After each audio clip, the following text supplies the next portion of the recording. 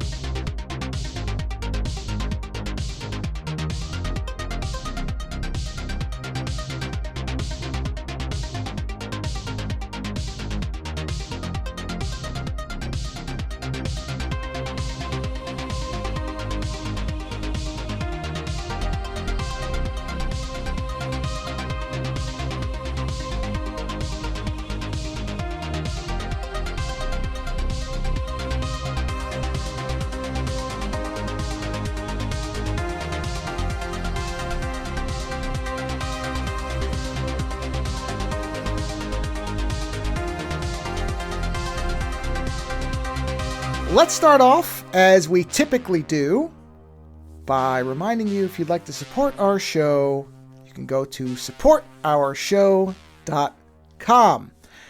Small follow-up from our last show, where Lando and I had a bit of a discussion on the nature of the word stereotypical. Friend of the show, Aunt Pruitt, has come in on Lando's side. That's a 2-1 vote. That I was, in fact, using that word incorrectly. So, you're both wrong, but that's fine. No, we agree. Hey, I don't understand why you brought this back. We can agree. Oh, no, because he said it was a hilarious 10 minutes of that entire thing, which I said, I'm glad that I am unintentionally hilarious, because it's never intentional. It's never on purpose. But I thought I would put that in there because I found it very funny. And so did he, apparently. Again, why I point out there is no scripting, because if we scripted it, it could not possibly be as hilariously trash fire amusing as it is. So it's better that we don't try to script anything. Did you mention that we had support for our Three the Hard Way?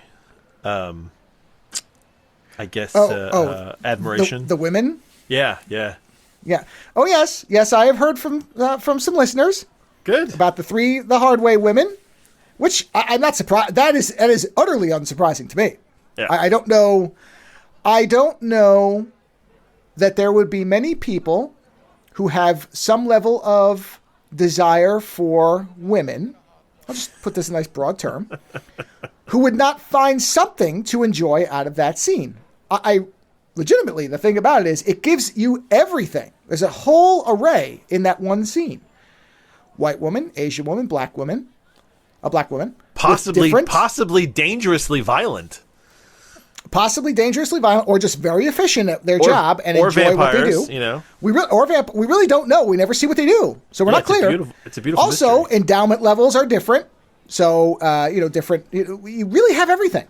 It's just a lot of everything. So, leather, bikes, color coordination, sweat. It's all there. It's all there.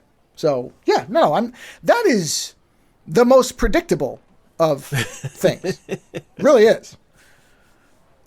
So that is correct. I've gotten those responses, and obviously other people have gotten responses of their own, if you know what I mean. And that's to be expected. So that was not a shock to me. That was not. You and I going back and forth on stereotypical being funny, that was a surprise to me. But good. That's great. It's not a complaint. Again, I still think that occasionally there are people who think we kind of rehearse somewhat what we're going to, there's none of that. No, there's nothing there. We know the movies we're going to talk about. That's correct. We do know doing this for too long. Oh yeah, actually, also funny that apparently I did not know this. Yes. And by the time this publishes, I will have heard the entire episode. But the most recent episode of Everyday People, which is Mr. Pruitt's podcast, they were talking about people who start podcasts, and apparently it's something like 40-something% don't make it to 10 episodes, and then there's some other percentage that don't make it to 20. Meanwhile, we're on, what is this, 987? 987. So that goes to show you something, too. That we're both desperately wrong in the head? Well, I think that was clear about episode 5. But yeah, all these, clearly. I did want to provide a programming note because I actually remembered ahead of time for once. I generally remember this either after the episode is posted or well after, or anyway, I don't usually do it ahead of time enough. The 2nd of March, for everybody who's not in the Patreon. Anybody who's in the Patreon, you get it the first. Free or paid levels. Again, I'm not trying to squeeze any money out of anybody. It's just easier for me to put it. That's I could bypass my OCD with Patreon somehow, where I can't in the regular show, where it has to be Monday. But the Patreon, my brain can divide that, where I'm like, no, it can be the first in Patreon, because that's more of a kind of a gray zone. It exists outside of the normal orbit somehow. So it's kind of, out of the dotted lines. So I don't mind posting things on the first and weird days in there. It doesn't matter to me. I just don't have that block. Whereas I do with the regular show. I'm like, no, okay, it has to be Monday. It has to be the first Monday of the month. The latest late night will post, which is with Gary Nichols and Ian Buckingham of Off the Shelf Reviews, which was a very, very fun recording. That I somehow got Ian's name wrong, but luckily figured it out before we started recording, but still acknowledged it. I don't know how, because I had it right in the notes in front of me, and yet I said it wrong. But anyway, that'll be out. We talk about, mostly movies, some video game stuff. Both of them are, yeah? That's sorry, go on. You just reminded me of something. Go ahead. So just prefacing it. So March 2nd, that'll be out, like I said, on the Patreon at all levels. And then if you're not a part of the Patreon, it'll be out on the regular show feed on the 2nd of March. So there you have it. So I'm going to ask you this. Notes for once. So there you go. I'm going to ask this while we're on air, because I do genuinely want your reaction. Do we need to find a new video game? Other than Gears of War? Yeah. Oh, no. I'm having a great time at how bad it is. Okay, good. No. It's pretty bad. It's delightful. Well, okay. So let's talk about this, because this is an interesting topic. So Lando and I are playing Gears of War Reloaded. Now, for anybody who's not familiar, Gears of War, you've probably heard the name, but you may not know anything about the actual game, because the game series is 20 years old. Yeah. Much like this show. This show and that Xbox game debuted exclusive. in the same year. Fucking think about that. Yeah, it was an Xbox exclusive for many, many years, but now the Xbox is evaporating like, I don't know, a drop of water on the Death Valley sidewalk. I don't know what the hell is happening over there. The guy who's been with them the whole time just quit, and then another of the higher-ups quit. Microsoft seems to want to try to fuck itself in the face with a power drill. I don't know what's going on with that company. But in any event, Gears of War was one of the first games to really successfully implement the cover shooter mechanic. Something a lot of us take for granted now. Yeah, because but it was one of the early games that got it right. You did point out that Mass Effect came a year later, right? Right. Yeah. Yes. So yep. they beat Mass Effect to it. But for me, Mass Effect is the high award for cover shooter. Well, okay. So we have to be really clear about this. So we've been looking for something because we've been playing Fallout 76. Which has been fine, but, when you play it a lot, you start to, again, see the seams of it, because they can only add... don't get me wrong. It really is impressive that we still can go back to 76, which was not considered a very good game when it launched. No, it was, but the problem is that at this point when we play, the other night, Joe and I weren't even on the same server. I think he was, looking for materials, and I was, working on my house, and we were just talking while we were doing stuff. I don't think we were ever in the same space. No, and we were perfectly fine doing that. It's very uneven. It's very uneven. Some nights are really active and interesting, and there's lots of headhunts. And now that I figured out how to launch nukes, which I don't know why I bothered not to look up earlier, because it's so goddamn simple. I think they simplified it. I think it used to be a lot harder. There's two things. One is that the algorithm for the codes was cracked. So you don't have to find those individual pieces and then put it together. Cut a lot, because there's ever so often, quick 76 thing, there's these zombies that wander around with these backpacks and they're beeping. Yep. And you would pick up a code piece, and you needed, I believe, 3 of those pieces, and they had to all be for the same silo. So you could, in theory, get 3 different pieces for 3 different silos, and you would still have to find 2 more of the same one. And it was a bitch. And it was It was in the early days when there was less to do, it gave you more of something to do to hunt these things. Now it's more of an irritation. And so the algorithm for it has been cracked. So there's websites now just like, here's the code. Once you do all these other things, just put this code in and you're done. And boom. I think it changes weekly. And so now the only thing you have to do is get a key card, then you have to fight your way to the missile and you launch the missile. And that's it. Boom. What? Now that I know that, we can basically craft whatever armor we want because, I didn't tell you this, but I now have the SR-71 X-01 armor maxed out with the jet engines on the back. So awesome. I was launching nukes a couple nights in a row. I'm just like bomb, bomb, bomb, bomb, bomb, and I'm just running around getting everything. So now I have the super suit. In any event, that does become a bit tedious after a while. And so I was looking around and I saw that Gears of War, the original, had been remastered and released under the title Gears of War Reloaded. And I thought, okay. And it's pure co-op all the way through the campaign, which in fairness it is, because some games are not, even though they sort of make you think they are. And you do it right from the beginning. There's no tutorial bullshit, really. It's just immediately you get into it, which is good. And I knew it was older. But honestly, I didn't know anything about it outside of the fact that it was a cover shooter and it was co-op. So we've been playing it. And in terms of its mechanics, it's a little bit dated. It works well enough. Yeah, the mechanics are fine. At times, they borderline irritating. There's a few mini things there that I found to be not fun. Put it like that. Like hilariously, I've heard people recently talking about how that game holds up so well, even with the running, which I completely disagree with. But that's fine. No, that's awful. just aesthetics. Yeah, running is awful. But as far as the gameplay, it is perfectly functional and is, in fact, at times entertaining. However, the design of the characters and the story are so bad, they are legitimately funny. They have become a joke. Immediately, the character designs on these individuals. They're so thick. They're so, roided out. It's incredible. It is shocking. They are how goofy they look. If you take honestly, you know what I realized the other day? Do you remember Rob Liefeld did that horrible image of Captain America where it's like Liefeld designed these characters. It's like they're Liefeld jacked is what they're like. It's terrible. I thought that too. Oh. Yep. And like I say, no, I don't have any problem with it because I think it is. I enjoy making fun of it.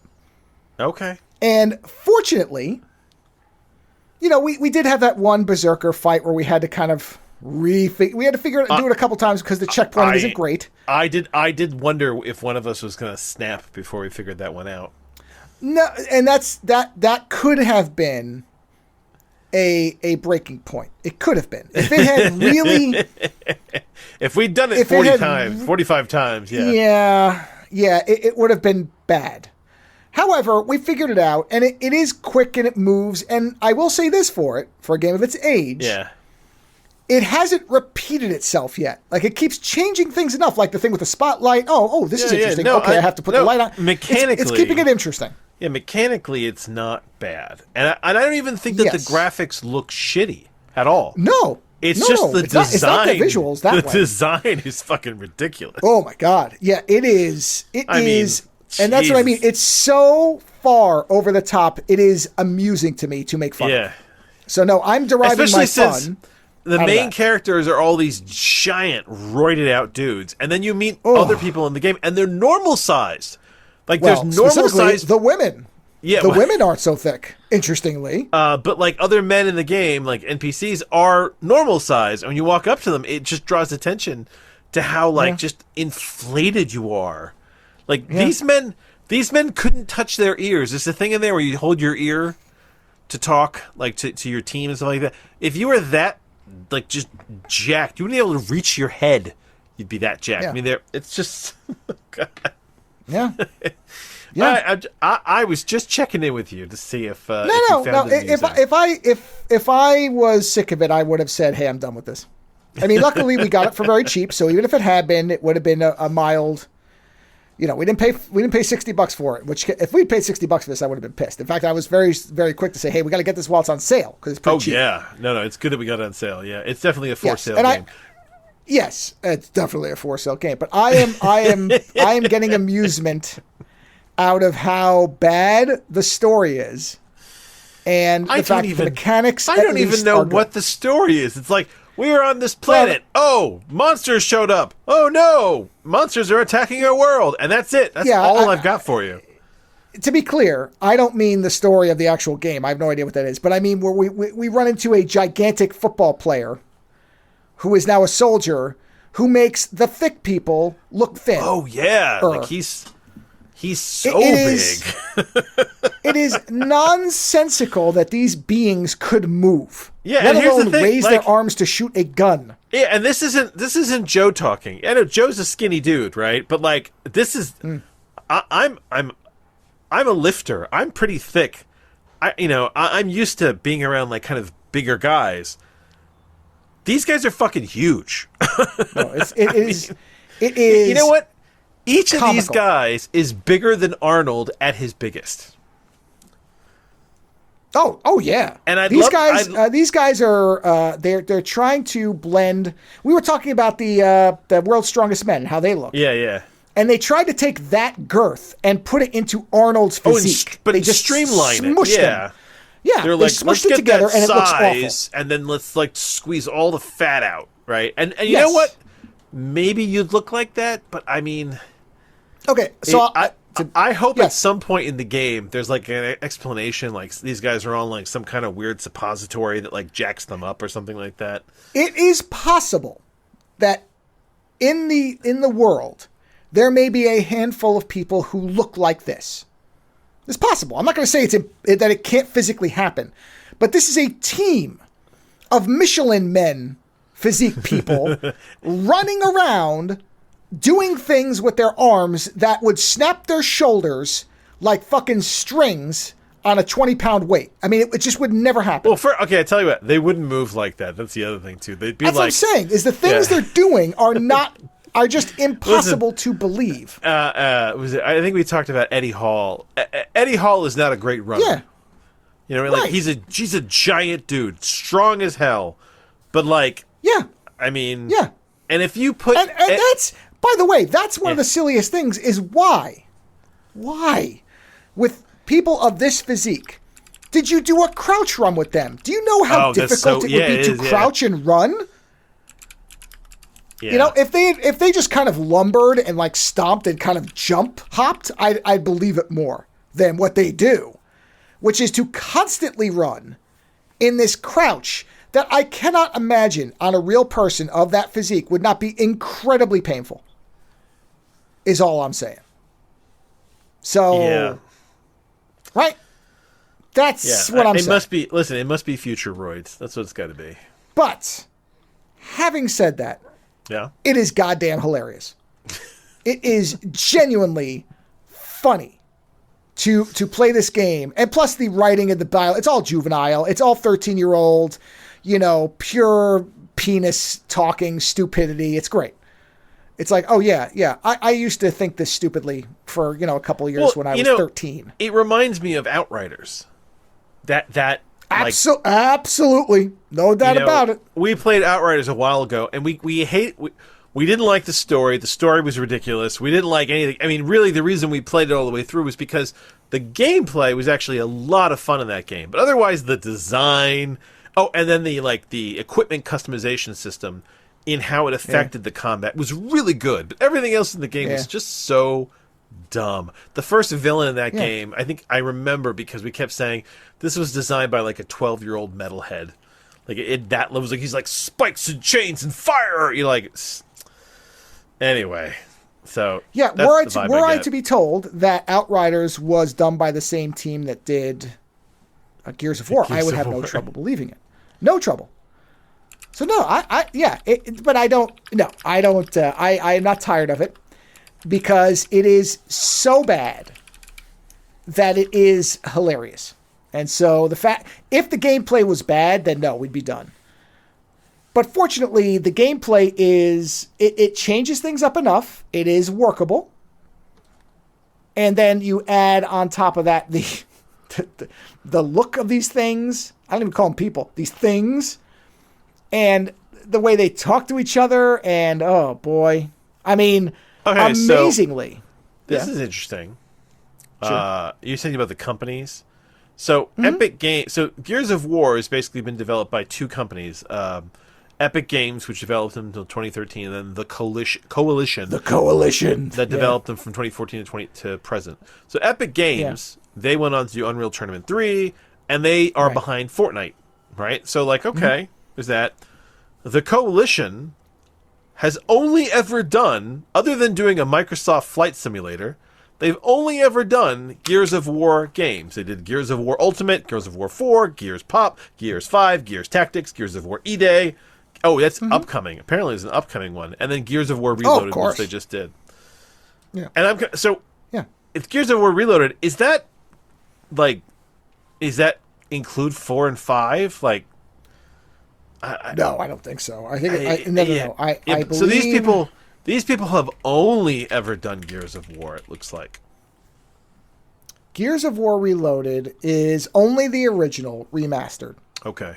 So, and this is what's important to point out is I don't know how the writing has evolved. In fact, let's see. Let me take a look. Gears of War 4. Let me take a look at 4. Or let me just take a look at 3, because Coalition had 3, right? What do you mean? They had 3 right. what? Did they develop 3, did you say? When did they start development? Sorry, I just went off the list. I think they did it after. I think they co-developed the first one. All right, let me look up. Gears I'm looking at that right War now. 4. Hold on, give me 1 second. Because I'm looking at the character design, and it is radically different. No, they got the franchise rights to the franchise after the first one. Okay, so they started with, let's say, 2. Yeah. Gears of War 2. Yeah, if you look at the character design in Gears of War 2, it's not the same. He's lost about, I don't know, 100 pounds of mass, I'd say. He's still big. Yeah, look up Gears of War 2 and look at the characters we play, and you will notice a difference. There is a difference in these characters. I'm not going to say that they're suddenly skinny, but there is at least from what I'm finding. Whoa, you know what? Go look up Gears of War 4. Gears of War 4. Look up Gears of War 4 and just go to image search and do Gears of War 4 characters. It's a completely different. You wouldn't even know it was the same people. Oh my god, they're like normal-sized people. I mean, they're fucking fit as hell. But this is what I'm saying is if you go back to Gears 2, you start to see they're starting to shave pounds. Jesus I think they didn't want to suddenly make people be like, wait, I don't recognize the characters. But like your guy looks, in Gears 2, it's like they cut about 30 pounds off. Then you get to Gears 3, and I'd say they cut another 30 pounds off. Look at Gears of War 3 and look at the main character, the guy I'm playing with the bandana. Oh, Batista? He is, but he looks like Dave Bautista does. Oh, he's a lot smaller. He's normal. Yeah. Yes. I mean, so clearly they understood. He's still fucking jacked, but he's like jacked with almost a normal realm of possibility. Yeah, he's approaching realism. He's flirting with realism. I mean, that's exactly it. Flirting with realism. So that's. I don't want to blame them because they probably did not. I doubt they rewrote anything. So the Coalition used to be Black Tusk Studio. Do we know them? That sounds so familiar. No, Black Isle is the ones who did Wasteland. Okay. So you're thinking of Black Isle. Okay. Black Isle Studios. Yes, we've seen Black Isle games, I think, a couple of times now. Let me see. Yeah, Black Isle did... Oh, no, I'm sorry. Sorry, Baldur's Gate 3 is Black Isle. Or Baldur's Gate is Black Isle. They published the Baldur's Gate. They published... let's see, what else? So they're credited as the people who came up with Baldur's Gate. Even though technically Larian did the development, but I believe Black Isle is credited. And then Wasteland is who? Wasteland 3 is... Who made that one? Hold on. In Exile. Jeez, there's so much Exile here. What was the one you said? Black what? Black Tusk Studio. Okay, so I found more information about it. Black Tusk, yeah. Okay, so they were also formerly Zipline Studio. Mm-hmm. They developed Relic Rescue. Oh my god! And then a flight simulator before they became. Then they did the Matrix Awakens. Oh boy! Did they really? Oh god! Yeah, that's what it shows. Supportive development, so they helped. Okay, so it wasn't mainly theirs. Yeah. Gears of War Reloaded. They did the remaster, so they did not change anything. Well, they can't change much. They're just making it look good. Well, okay. See, this is the thing I'm curious about, right? Because so far, for all the things we're saying, how bad did it look before they fixed it? Oh no! I know it looked exactly like what we're seeing, except that it was lower res, but it's the same thing. But what I was curious about, and what hasn't happened yet, is are we going to get some humor? Where it's like, oh, this is definitely from 2006. Are we going to get a homoerotic joke between the two of them? Are we going to get some comment about women or something? Because again, 06, this is 20 years ago. Yep. Right? So bro culture was in full effect. Just look at this fucking game. So as it hasn't happened yet, which has been my biggest surprise. I mean, this game is like absolute. I mean, it is bro defined, isn't it? Oh God, it's awful. And yet, but because it is awful in a juvenilely benign way, I'm enjoying it. If it turns, that's going to change things. Yeah. But as it stands now, it is inoffensively stupid. Well, it's not. It's not date rapey, is what you're saying. Yeah, that's what I'm saying. Yeah. Inoffensively stupid. It could easily drift into offensively stupid. I love how all the main aliens, though, seem to be female, too. That's interesting. Well, the big berserker was. I don't think any of the other ones so is the other so one. Far. That the main one seems to be female as well. I think it's a queen. Oh, yeah. Well, that's what I mean. But the grunts that were blowing the heads off of all guys. Bunch of bros versus a woman. Got it. But, the only women we've seen on the humanoid side, they're not Earth. It's not Earth, so I don't know if they're supposed to be Well, that's the other thing. Yeah, it's not Earth. So it's like, okay, this is like a future planet thing. Like, whatever. Yeah, I'm unclear on... Hold on. Honestly, I'd love to know where the idea for the buzzsaw gun came from. It's a funky idea, but then you stop and you think about it, and you're like, that's something a 12-year-old would design, right? Here it is. Sarah, a fictional Earth-like planet. Human civilization develops and endures in one... So it says human, so I guess they're still humans. Like it doesn't say where they came from. Colony, I don't know.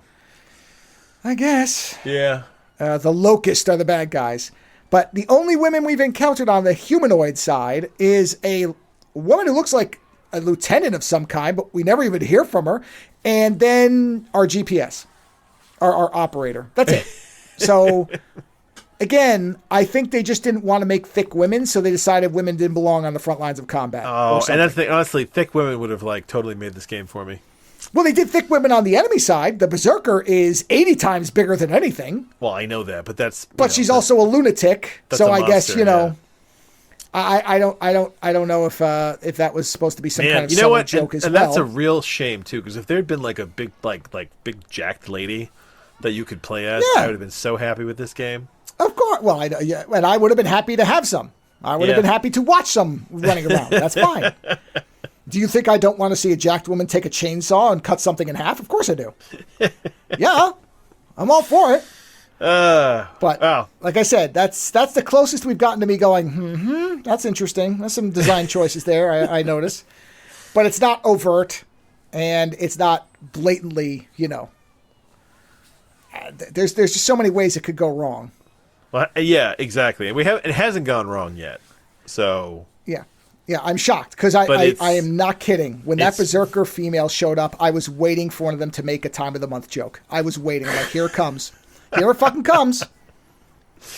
And it didn't. So I don't know whether certain things were changed to omit things or if they just were smart enough to avoid that. I don't know. I genuinely have no idea. Change the humor. No, I wonder. I mean, I don't know what the extent of the Reloaded the update was. So did they? I don't either. Things? I mean, I let me see. I'm looking to see now if it has any details on the Reloaded version and see if it says. Yeah, it's interesting. It doesn't. Oh, here we go. This would tell you. Does it show any differences? Doesn't appear to, so I guess I have to give them credit. As stupid as this game is, again, it is inoffensively stupid, which makes it entertaining. It did not go over the line to being like, oh, really? Type stupid. Because that shit happens. Yes, it does. But yeah, it says the original experience was brought to modern gaming hardware. So apparently...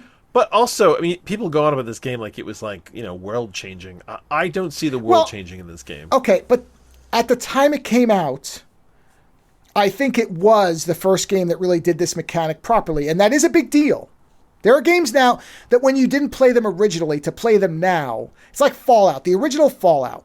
Yeah, but... Or the original Deus Ex. I've had people say, I don't get why the original Deus Ex is that big deal. It's like, well, yeah, because... It's not unique anymore, but if you were there when this came out, it was an atomic bomb. Mass Effect was in production when this game was in production, right? Because you don't make a game in a year. Mass Effect and Gears of War were both in production in parallel, right? Sure. Gears of War came out. That's the gameplay, right? Yeah. Mass Effect came out a year later, did the same kind of what do you call it? Like duck and cover shooting, then wrapped it up into a whole, storytelling, almost like a D&D story, like, in space. Like, I think if Gears of War hadn't happened, I think it just would have been some other game that brought the mechanic forward. I'm not disagreeing, but you're making my point for me, which is Gears of War came out first. Now, however you want to look at that, it came out first, and it did the mechanic correctly. So no matter what comes later, you go to the one that did it correctly, and that's the one that set the stage. Even if it's not true, it doesn't matter. No, you are right. They got it out first, so they get the credit. And here's the thing that you and I don't know, and we have no way of knowing. Was Mass Effect as far along in the cover mechanics before Gears, or did Gears come out and they went, this is how we have to do it? There's no way to know. Games change a lot in development. They may have been putting something out to a point where they were like, okay, this kind of works, but we don't know if it'll work. And then Gears came out and the developers looked at it and said, that's how we have to make it work. How did they do it? And they adapted. I'm not saying they rewrote the story. The story, I'm sure, is what came first. Mass Effect feels like a game they built around the story. Probably exactly what you're talking about, that somebody wanted a Dungeons and Dragons style kind of optional thing. So it sounds like it did affect it, but it affected Mass Effect more down the road. So, Gears of War has heavily influenced the third-person shooter market, which likely impacted the cover-based mechanics and tighter combat focus in Mass Effect 2 and 3. There you go. The shift from a more RPG-heavy Mass Effect 1 to an action-oriented sequel mirrors the industry-wide adoption of a Gears-style combat. And so there you go. So, because I was going to say, I had seen recently somebody was talking about playing the first Mass Effect again. Yeah. And they said, man, it's a good thing the story's so good, because holy shit, do you forget how bad this game is to play. Oh, and especially the car. People hate that fucking the car. They hate it. The car mechanic on Planets was bad. I will admit that. It was totally bad. I completely forgot, because I remembered liking the car, but maybe now I wouldn't. Maybe it was because of the time. It was the thing at the time. I sort of liked driving the car around, but people, the way I've seen video, I'm like, oh boy, I must have misremembered this, because this looks terrible. No, but that's what I'm saying. And the thing is, they made the planets huge, and then you'd be driving forever over what was like kind of an empty terrain, right? Yeah. Which is and this is the funny thing. I mean, shifting away from Gears of War and just talking about games in general, this is one of the comical things about video games and reality, right? Reality is kind of boring at times. Video games can't be boring at times. People get annoyed about it. So the thing is, like, if you want a totally realistic component of a game, right? The component is that it's going to take you hours to days to get anywhere. Like Eve Online. Eve Online is a really cool game. It is complicated. It's weird. I'm not even sure if it's still around. It's probably still around. They're crazy. But I remember in that game, to get from one side of the galaxy to the other took hours. Like literally hours, jumping through various different gates. I mean, you basically left your character going because it was such a large thing, and that's the comedy of video games. We want it to be quote unquote real, but we don't want it to be so real that we're bored. Yeah, and there's this like weird, like this weird middle ground we want, where it's like we want it just real enough, but not boring. And then we'll go, oh, this is so realistic, it's amazing, right? Where in reality, it's like, you land on an alien planet, and you're fucking 6 miles away over rough terrain. It's gonna be a long drive. It's gonna be a long shit drive. I mean, a lot of people complain about that in Death Stranding, right? When you have to walk the distances to get from one city to another. You know more about that than I would. Oh no, they did, but the difference with something like Death Stranding is that was the point. So you can't really complain about it. Oh, there's people who I read hated that, despite that. Well, then I would ask those people what they thought they were buying. Whereas Mass Effect, what are you buying this for? I mean, yeah, people will always complain about things, but that's not. You can't buy a game that very clearly advertised the fact that it was going to be a game about walking. And then complain when there's a lot of walking. Somebody called it a walking delivery simulator or something like that. No, I called it FedEx the game. There you go. And it is. It's post-apocalyptic FedEx the game. That's a plus. Yeah. That's what I wanted it to be, and it was. It really, But yes, of course, people will always complain about something. There's always kind of a trend of design, and I'm sure, 80 years from now, people will look back at games from our era that came out. But that's my point. Is the gameplay? I'm fine with it because I realize how old it is, and so I'm fine with the gameplay, but it just the look is. Oh no! That's the thing where you can't. There's no excuse for that. That you can't get away with saying. Was there any other game that came out that was that just like over the top huge? I mean, like I said, it's Rob Liefeld bad. With the design, not that weren't trying to be funny. No, not that I know of. There were games that came out with nonsensical design, but that was the point. I'm looking at not that it was supposed to look, because there's nothing in there that were unless. Oh my god! I just looked up online games that look like Gears of War. You want to know what the number one is? Guess, because it's a game that we just talked about recently. That looks like Gears of War. It's a game we just talked about recently. No, I have no idea what. Outriders. Oh. Yeah, that's the top recommendation. If you want to play a game that looks like Gears of War, Outriders is the top recommendation. I have no problem. Yeah, they call it Gears of War meets Diablo. Jesus. Yeah, I'd say that's accurate. But it's the same thing, right? Outriders. We liked the gameplay. The story was a joke. Same thing. Yeah. Oh yeah. Joke. Terrible. But that's what I'm saying. Is that's why it's not a. I haven't gotten sick of it because it is so boneheadedly jock coded without crossing into okay, guys. Now we're just doing cheap shots. Like if I every time something troubling has shown up, or no, sorry, I shouldn't say it that way. And you're kind of like, if this goes one step further, it's going to be bad. Every time a potential landmine has appeared, they have not taken the cheap road. When the football guy showed up, I went, uh-oh. And yet, so far, there's been nothing except them making kind of football, him being famous jokes. But I'm just like, okay, 20 years ago, don't get me wrong, we're certainly circling back, but it's not like racial sensitivity was a big thing. So I went, uh-oh, nothing happened. When the women showed up, I went, uh-oh, but nothing's happened. And so, again, the only thing left is we have not, as far as we know, encountered or it has not been highlighted that any character is non-hetero. So that's the only landmine left. No, I think they're just gonna totally avoid that, and the reason is because I agree because they haven't done it yet. Yeah, this is a game for like 15-year-old boys. They're not even gonna go near that territory. They're not even gonna make jokes. They're just gonna like kind of walk a line around it. No, and that's great. That means that I will never really, unless we do run into some stupid gameplay mechanic that is boneheadedly just bad. But as long as the gameplay remains as it is, and they keep changing things up and giving us different scenarios, I'll have a great time with this thing. And I'll say, as long as you can check your brain out of it and ignore the fact that these men look like somebody has taken an industrial bike pump to their muscles and bodies to a degree where did you point? No, who pointed it out? Maybe it was my wife. Somebody pointed out, they were like, "Is this looks like the guy in Big Trouble in Little China when he starts inflating himself?" Like, yeah. Oh yes. No, but that's a really good point. Yeah, it does. Yeah, these are thunder at the very beginning of his inhalation. It's Gears of Thunder.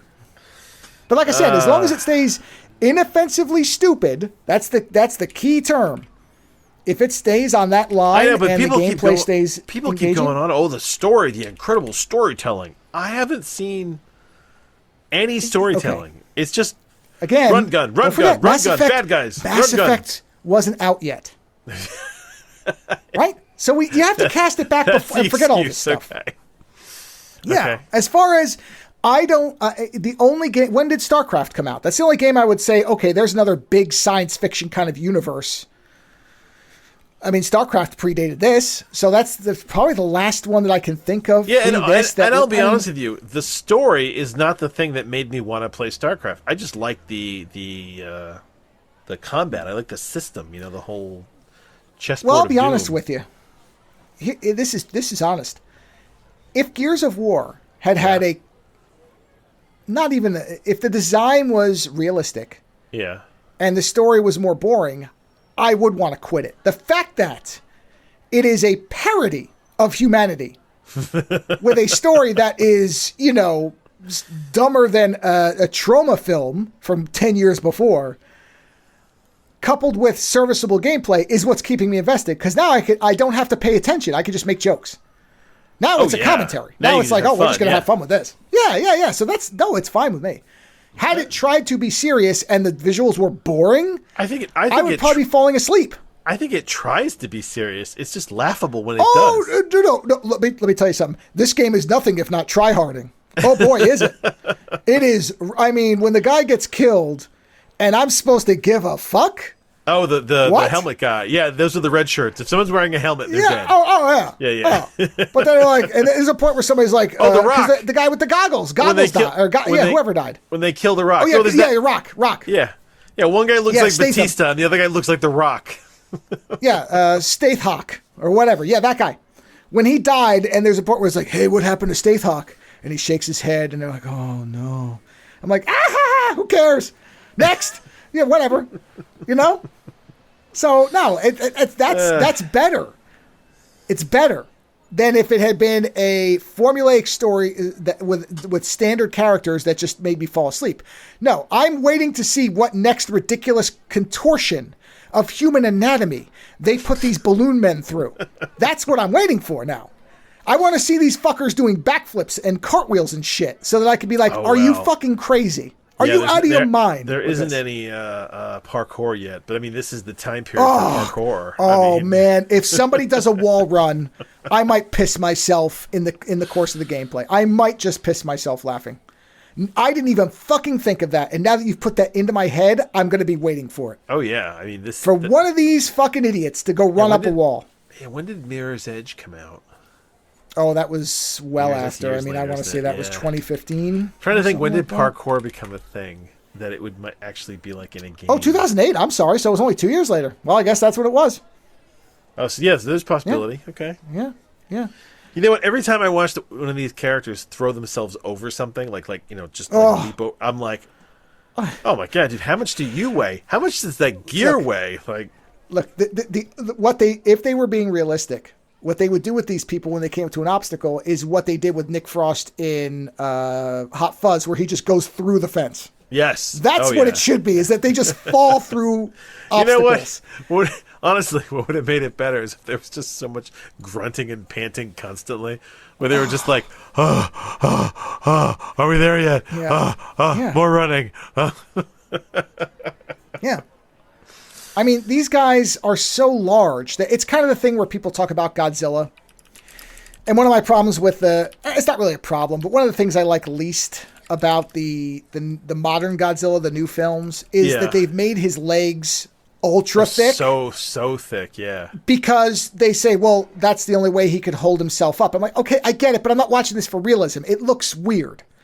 And that's the thing. These characters should be like olive oil from the waist up, with the necks they've got, and then Godzilla on the bottom to be able to sustain the mass. I mean, there's no way these people could be evenly proportioned and live. Their fucking lungs would be collapsing into their fucking balls with the amount of weight these guys have just in their heads. Like, they've got bowling balls on tree trunks for a head and a neck. And that's not even getting into the shoulders, especially of the football player. The football player's arms could support a small house. That's how thick they are. It's just nonsensical, and that's the joy of it. Is that you just go, okay, this is not grabbing anything. So I have a picture for you. Oh, good. Please. No. It's just to give you an example of a real person. Of reality. Yeah, a little bit of reality. Okay. Hold on, but I have to find I have to get the internet to actually let me get it. Okay. Let's see. There you go. Fuck you, internet. Fuck you, internet. Fuck you, internet. Because we're talking about realism and flirting with realism, and I figured I'd send you this picture. So, this is the cast of the History Channel's Strongman show that went on for a while. Yeah, let's see. Yeah, okay. Yeah. It's Eddie Hall. Yeah. Oh, God, what's the other guy's name? But these are four normal people of the yeah. Well, when I say normal people, I mean they're proportioned properly for people of this size. But these are four of the strongest people in the world, right? Yeah. I can't remember the other guy's name. It's and Eddie even Hall these individuals, none of them have a neck wider than their head by the margin that these characters do. So the really tall guy on the left is Brian Shaw. That guy's fucking humongous. The guy next to him is Nick Best, then Eddie Hall, and the guy at the end who looks like a bear is Robert Oberst. These guys are immense. And yet, incidentally, look at their legs on the lower end. Oh yeah, Whereas the characters in the game are as thick as their thighs all the way down. They narrow. Stupid. They narrow. And these guys are wearing belts and they've got their knee support and So it's it is very funny to watch. Because these four look small by comparison. They look like children compared to these fucking assholes. It's ridiculous. That's why I'm saying if it was more realistic, I'd be bored by it. The fact that it has gone this far into outer space, in terms of my logical ability to reckon with what I'm seeing, is fine. It's fine, great, because this is just bonkers level dumb. And I can roll with that. I'm okay with that. So no, I'm fine with it. Cool. It's better that it's this far out of whack compared to if it had stayed inside. So. Well, to change gears on you. Of war? Change gears. Such a dick. Anyway, I didn't even realize I was going to do that, so it's half dick. I wanted to share a adventure I had. That I thought was kind of neat and that people might find fun. Adventure. I got to run around on a World War II submarine recently. Excitement? Adventure? Sorry, go ahead. Oh, yeah. All of it. A warrior craves not these things. Isn't that what he says? No, it's... Oh, no, it's action, excitement. Excitement? What does he say? What does Mako say? Oh, God, how can I not remember this line? Conan. I just remember Conan. What is best in life? Well, I remember that, but the wizard says for you. Limitation of the women. Things. There's two things that adventure. Hold on, here it is. Are you thinking of the Jedi line? The Jedi does not crave these things.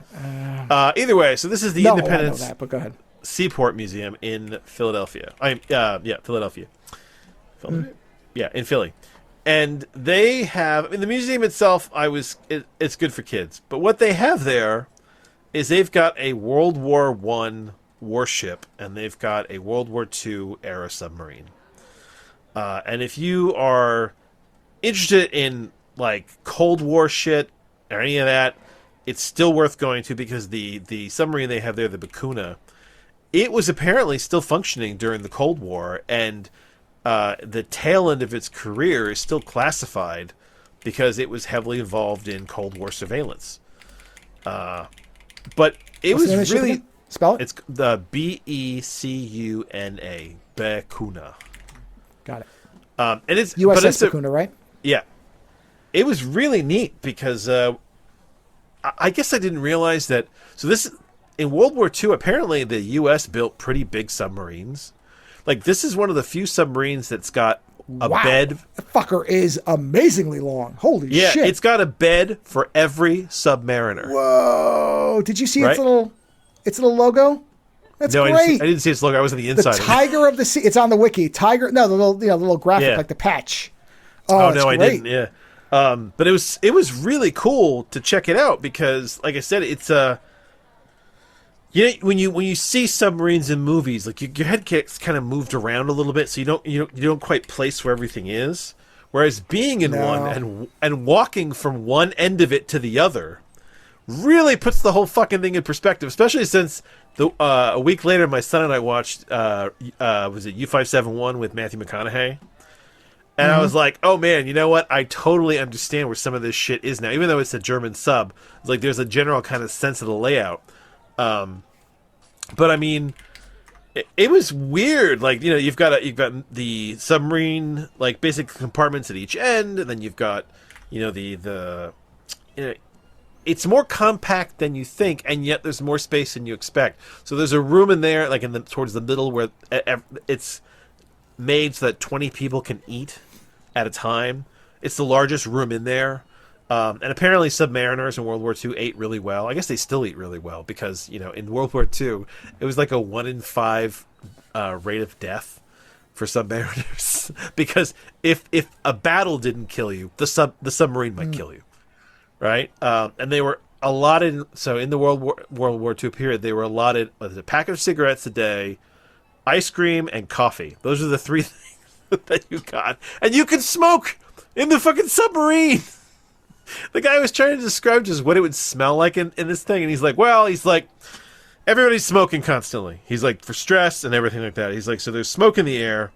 He's like, nobody showered for the first, 2 weeks. Because apparently, to carry food, so you had these, 70-day runs you would do, where you would go until you ran out of food, ammunition, or you hit 70 days. So they would have to bring a ton of food, and they'd have to put it everywhere to load it, because submarines don't have a lot of space. So the showers would get loaded with food supplies. So no one would shower until they had gone through enough food that they could actually move everything out of the showers. But apparently, the cooks, only the cooks, of which there were 3, on the Bakuna anyway, were allowed to shower from the get-go, because they couldn't have them be totally fucking filthy and get everybody sick. So, I mean, could you imagine that? The level of body odor and cigarettes, the stress, oh my God, it just must have smelled fucking awful to be on one of these things. And yet, it was it was so cool. It was so cool. It tapped into that, weird part of your brain from, as a kid. Where for a minute there, you're not even on a submarine. For a minute there, you're on a fucking spaceship from Star Wars or some shit. I mean, so much of George Lucas's imagination of Star Wars comes from World War II. I mean, the dogfights, the X-Wing fight, I mean, that's all this kind of World War II movies and shit that George Lucas experienced. So in a weird way, being on one of these ships is like being in one of these spaceships from your youth.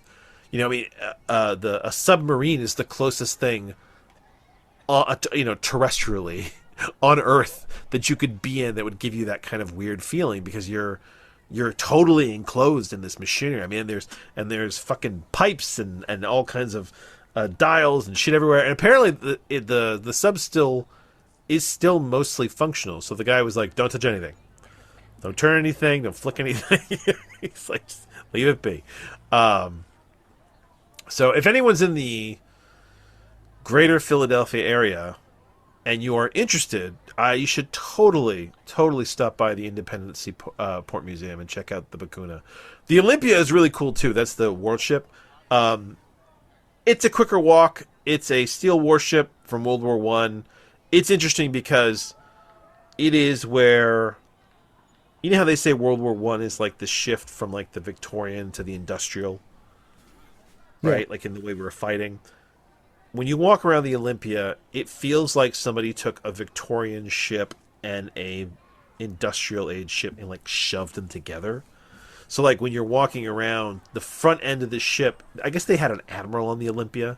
So there's admiral's quarters, and then there's captain's quarters, and the entire front end of the ship is carved wood.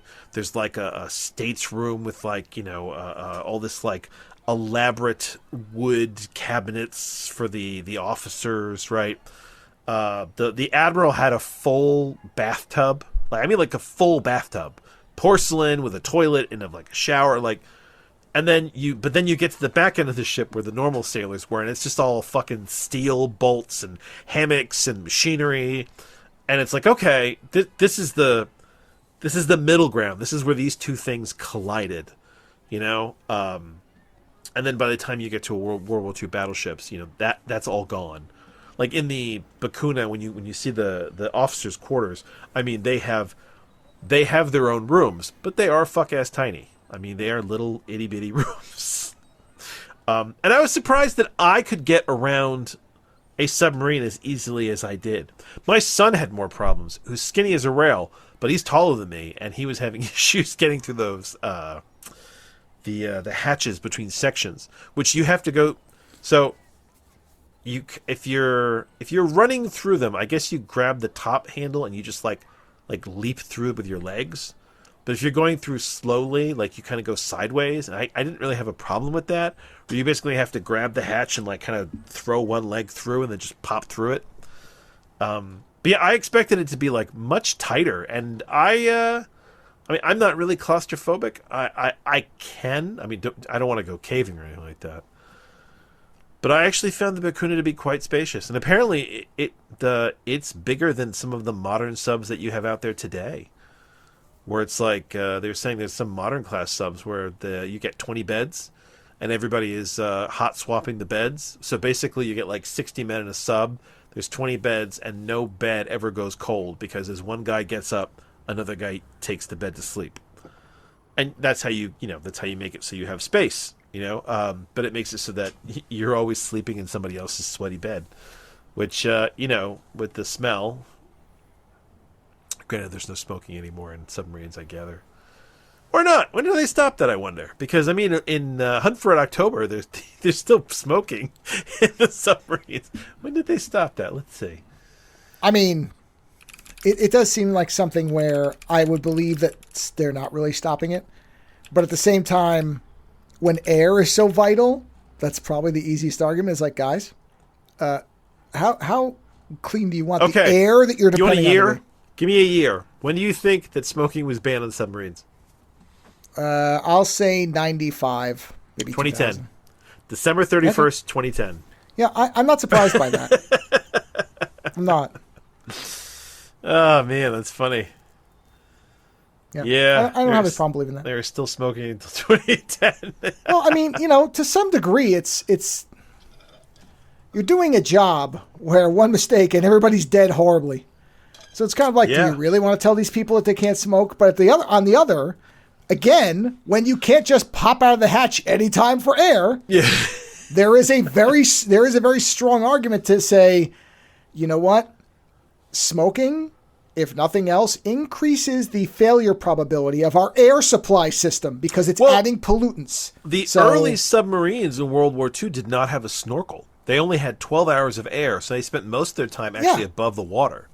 Oh, yeah.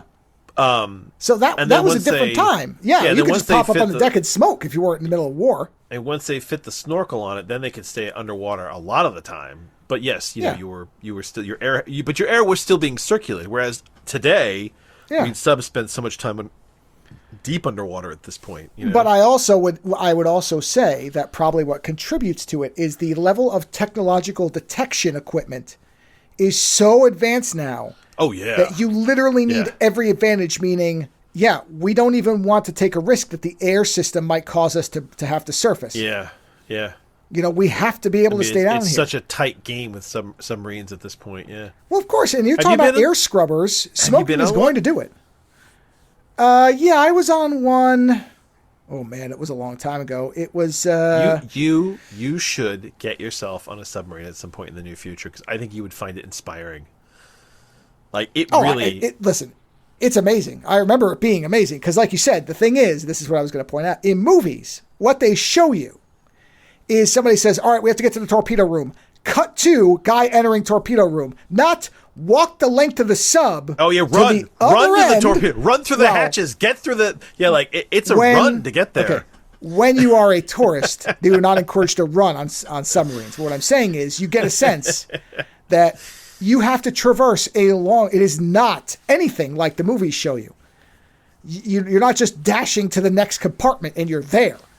That's why they have an intercom system for the whole boat, because the captain can't just run over and be like, "Hey, fire that thing." No, yeah. I mean, it was funny watching U-571 because he has that intercom that he's using with the guy in the engine room. Yeah. Where he's got that line where he goes, shoot down, shoot her all dead.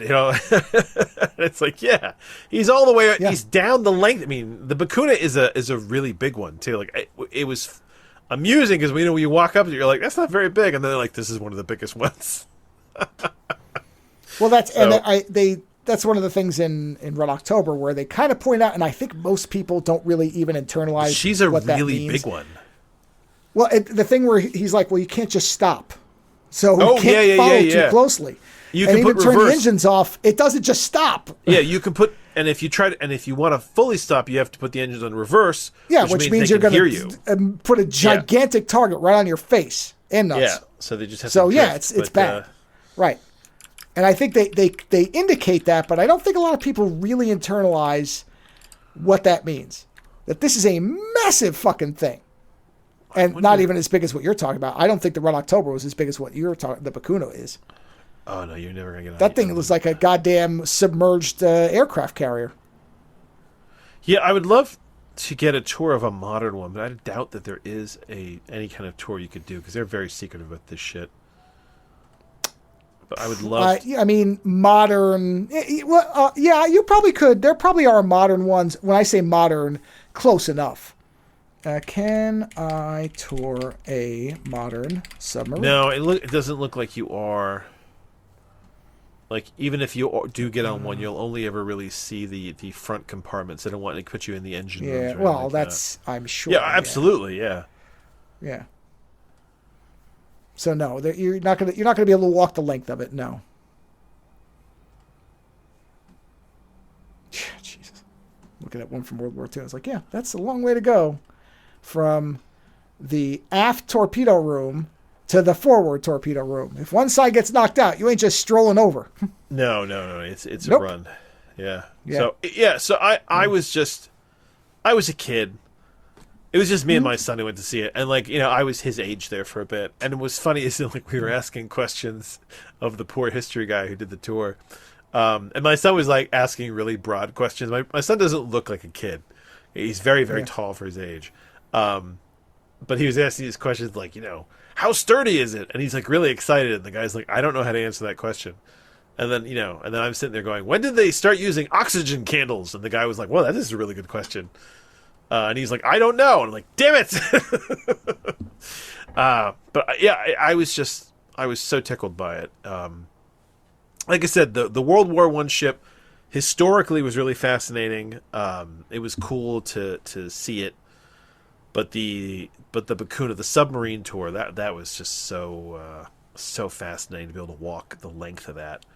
And the funny thing is, there's a whole sub deck too. So you can go, there's a machine deck underneath that's like a crawl space that we didn't even get to see. We could look down and we could see it, but we couldn't go down in it. It's a whole other space in that submarine as well. So I mean, it was just so much fun. And my son and I have made a habit now of hitting up World War or basically battleships wherever we can. So when we were in London, we went to the Belfast, which is a World War II light kind of, I think it was a light battle cruiser or something like that. And what was neat about that ship is they let you go fucking everywhere. You can climb into the deepest, darkest depth of that ship.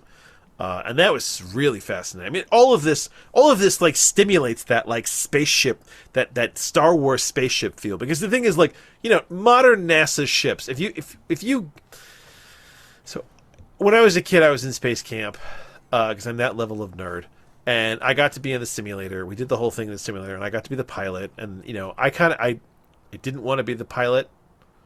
I wanted to be the guy that got to use the cool arm. You know the little arm thing that they have that comes out? Oh, sure. Yeah, I wanted to do the arm thing because that was really cool. It was like a video game. Mm-hmm. But I was the pilot. And I think I was just really nervous I was going to crash the ship.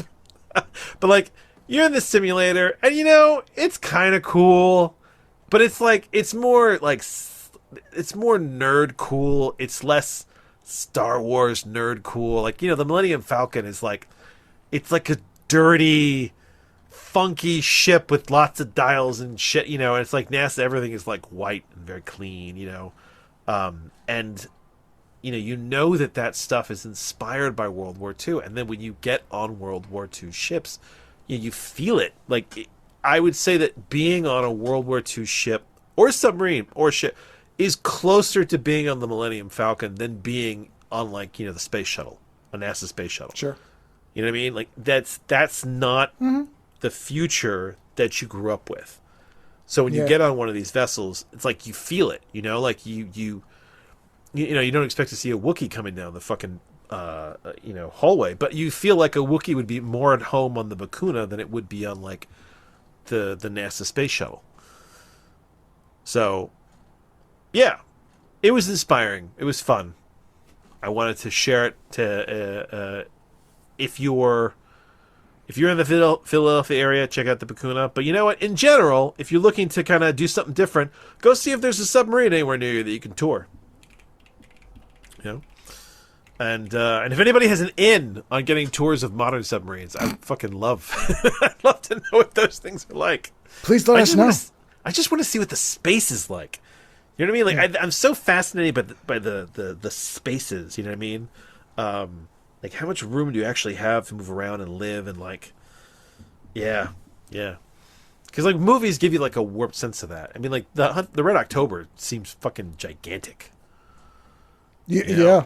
Like a building. Typhoons, I think, were. I know, but, like, I gotta find a map. Honestly, it's really well, let's see. And just hold on. Break the Here's Typhoon down. class. All right, so a Typhoon class submarine was 175 meters long. So let's take a look at the Bakuna as a point of comparison. The Bakuna is, it's in feet. Sorry. So the Typhoon is bigger.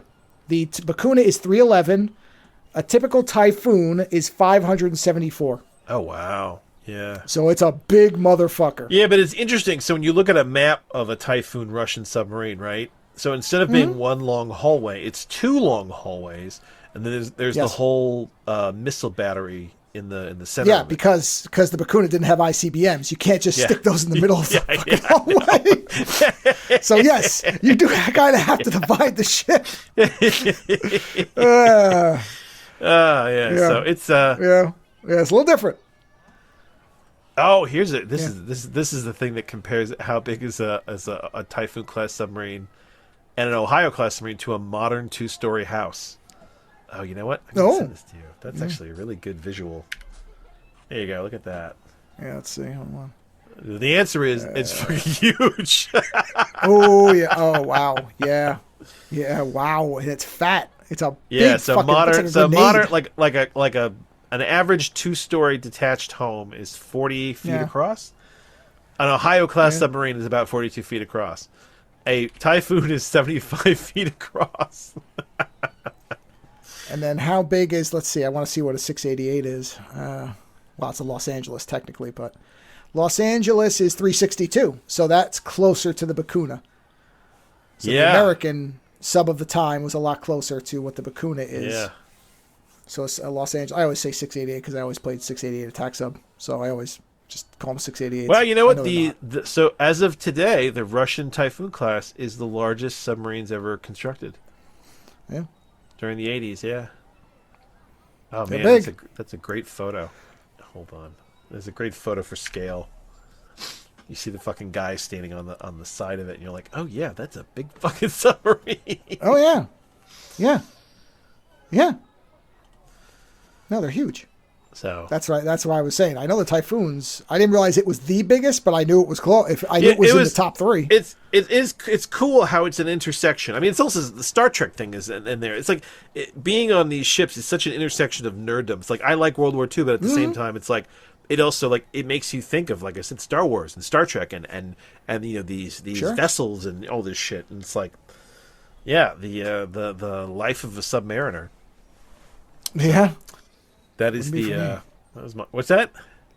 Would not be for me, man. I could not do it. Why's that? The idea of so much ocean on top of you, I would never be able to take that stress. I guess the thing is you can't see it. Yeah, but you know it's there, especially when it moves across the layers and you hear the shit. You know, I don't care how normal that's supposed to be. What would really screw with me was when you hear the entire vessel getting compacted. That's what I'm talking about. When you move across the layers and you hear all the metal going bang, bang, bang, and it's normal. Yeah. No, it isn't. So here's a funny story they told us. So the Bakuna, so the warranty, as he put it, the please don't go beyond this depth was 600 feet, right? Mm-hmm. For the Bakuna. But the Bakuna class of submarine, they said it could go down to 800. Now, it's not that they wanted you down there, but you could in a situation go down to 800. Oh, but of course. By and large, they wanted you no deeper than 6, right? It's kind of like how they tell you that phones are waterproof, but they're like, but don't go further down than this depth. You could briefly, but you better not stay down there. So they were in a Bakuna class submarine, and they were doing a test dive. So like going straight down. And the electrical went dead in the sub. And the sub just kept going.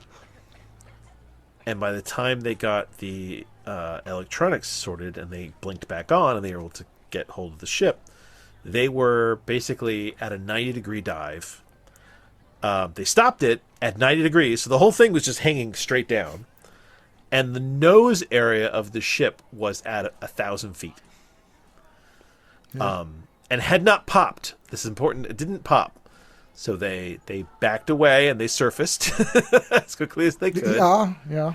And they basically found that it had not popped, but the entire nose section that had been at 1,000 feet crumpled. It had crumpled. It had fully crumpled, and the sub had to be retired. So it didn't pop, but it did crumple because there's that. Well, I mean, that's the crumple zone. Yes. I was going to say, and that's kind of like the thing where. Again, to go back to Red October, this was generally true, is where he's like, go to 105% on the reactor. And they're like, well, you shouldn't. And he's like, just do it. You can push these things past.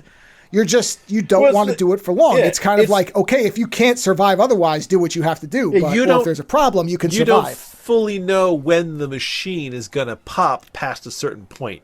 Well, and that's the reality. This is the average zone of okay, This is the thing that, again, there's a difference between, because they talk about how with any piece of whatever equipment, there's testing that they do, right? They'll do something, drop tests, compression tests, depth tests, do all this stuff over and over and over to get an idea of where it is. But that's in a very specific environment. The reality is you don't know how something will perform. And that's why they set their limits back from what the actual maximum is. So you hope that what you're talking about is what will happen when it's pushed. Yeah. This was a non-standard situation. It was a one-time thing. It got pushed past, and while it got deformed, it did not. No one died. It didn't get compromised. No one died. So that's the ideal scenario: is you pushed it further. And it kept you alive, but you were never going to do that again. So that's exactly what it is. I mean, that's just, yeah. It can happen. I love doing this shit that makes me feel like a kid. I never know what it's going to be that gets me there, but I just love it when I get this stuff that just stimulates your imagination. That suddenly you're like a little kid. That's the SR-71 for me. I remember the first time I saw one, I was just like, holy shit, man. And they were talking about how the metal, again, would seal itself up when it hit the speed it was supposed to hit. Yeah. Because of the heat.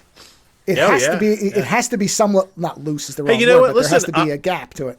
I talk shit about how basically the NASA submarine is not, the NASA spaceship is not, the shuttle is not as impressive as it doesn't give you the same feeling as like a Star Wars ship, right?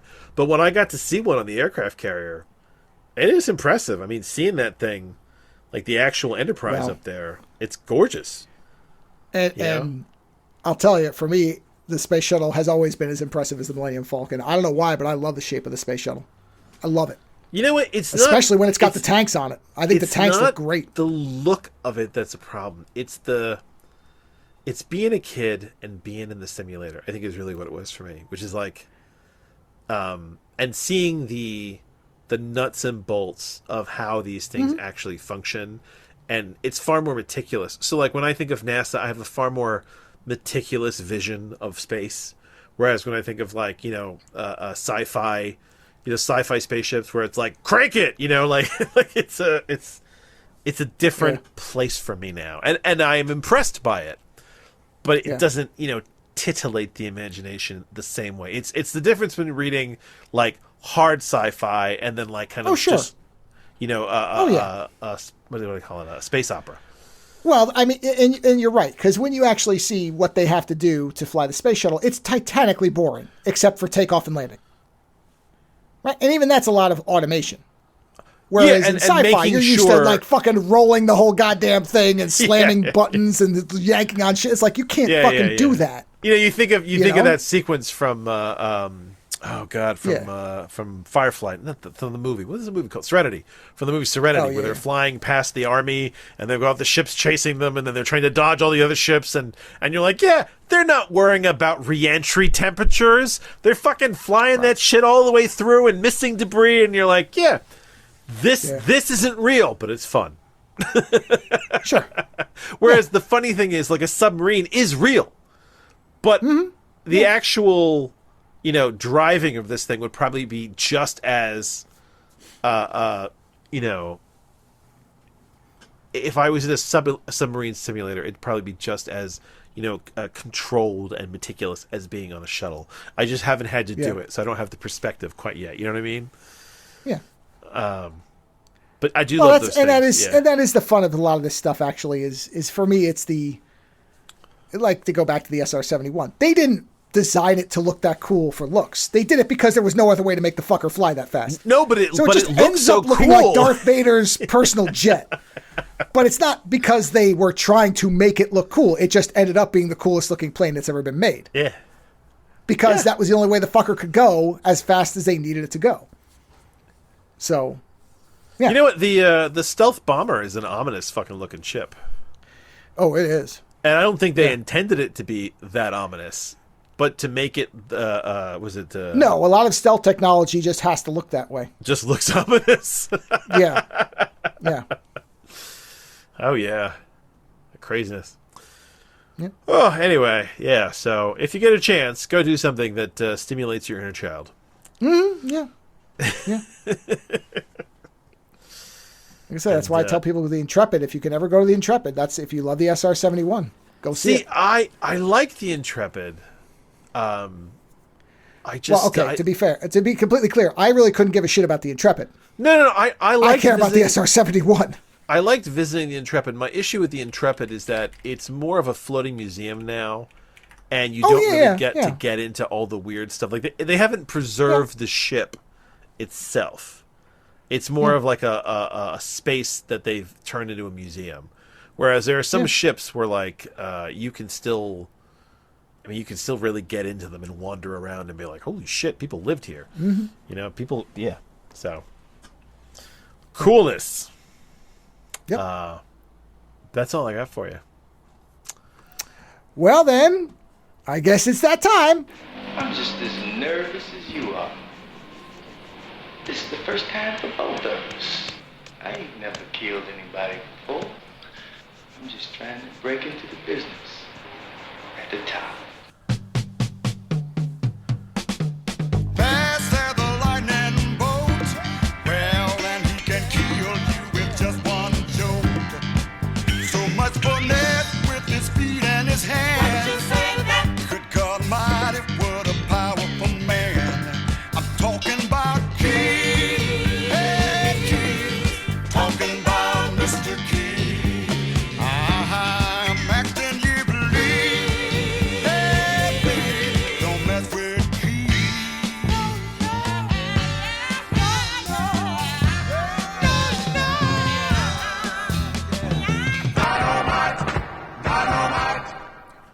Do you want to start with the least? I already know what order we're going in. Oh, yeah. What? No, I know the exact order. We didn't even have to discuss it.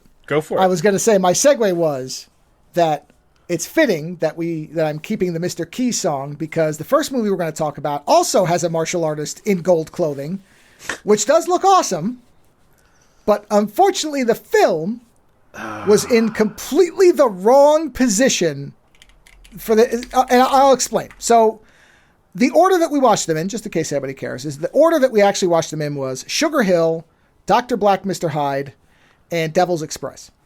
And the reason I put Devil's Express at the end was because I wasn't sure what Dr. Black, Mr. Hyde was going to be. And on the off chance it was either boring or just awful, I wanted to have something that I knew was safe.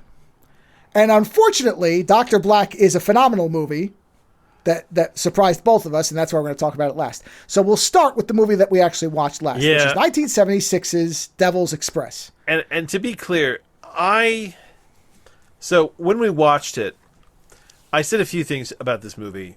So I'm going to try and find my middle ground here, which is that I don't dislike Devil's Express, but for a movie that's an hour and 23 minutes long, I shouldn't feel like it goes on too long. And I think that's my biggest problem with Devil's Express, is that it's got a lot of really great components.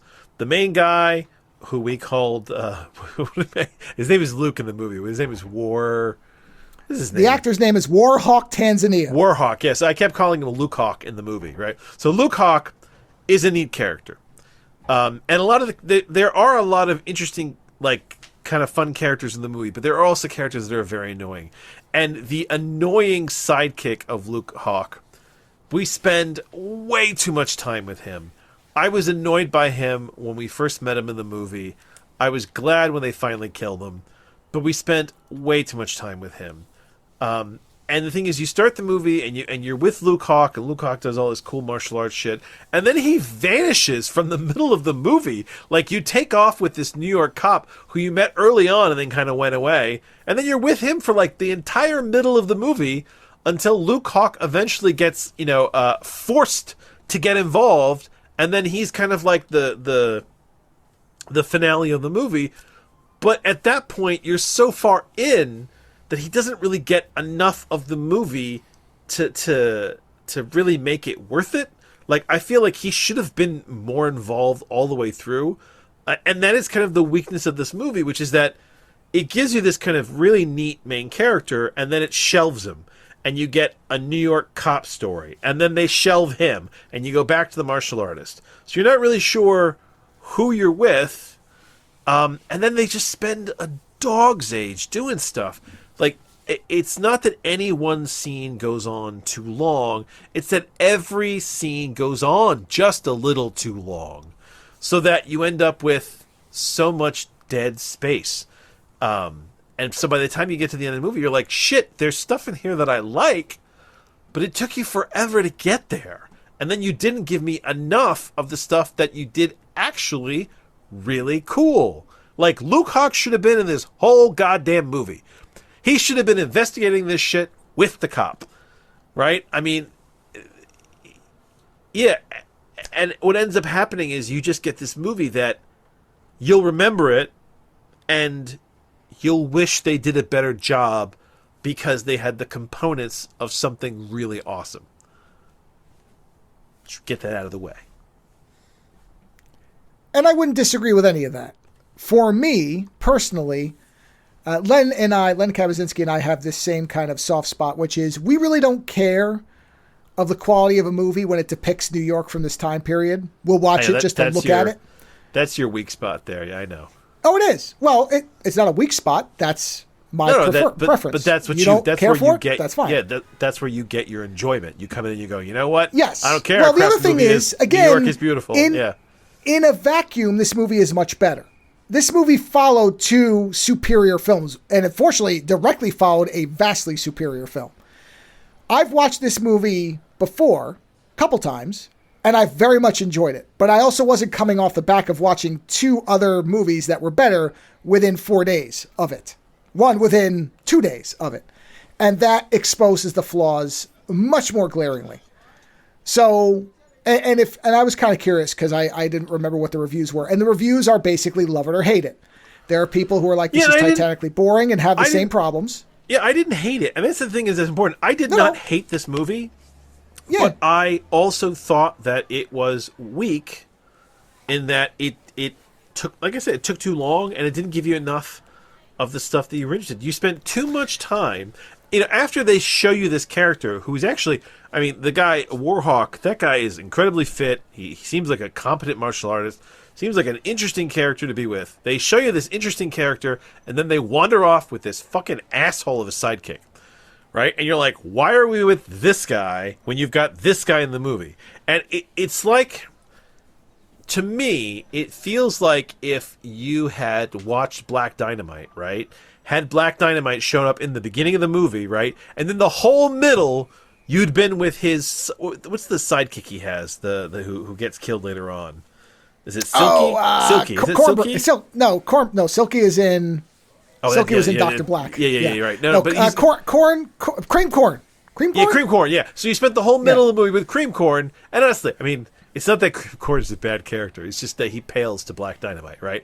You spent the whole middle of the movie with Cream Corn. Everybody pales compared to Black Dynamite. And then Black Dynamite shows up, and then Black Dynamite would show up again at the 20-minute mark, 20 minutes to the end of the movie, right? And you'd be sitting there going, why would you not give us Black Dynamite through the whole goddamn movie, right? Like, why would you... But that's not what they did, because they were like, fuck it, Black Dynamite should be the person that you're with the whole goddamn movie. And that's the mistake this movie made for me, which is don't give me, Luke Hawk and then make me wander off with Rhonda or whatever his name was. And even the New York cop, who wasn't that bad. Like, the New York cop, I would watch a movie about that New York cop dealing with supernatural creatures in the city. I will agree that the thing that they made a mistake, the opportunity missed, that is very, very apparent, is halfway through the movie... The cop and Warhawk should have teamed up.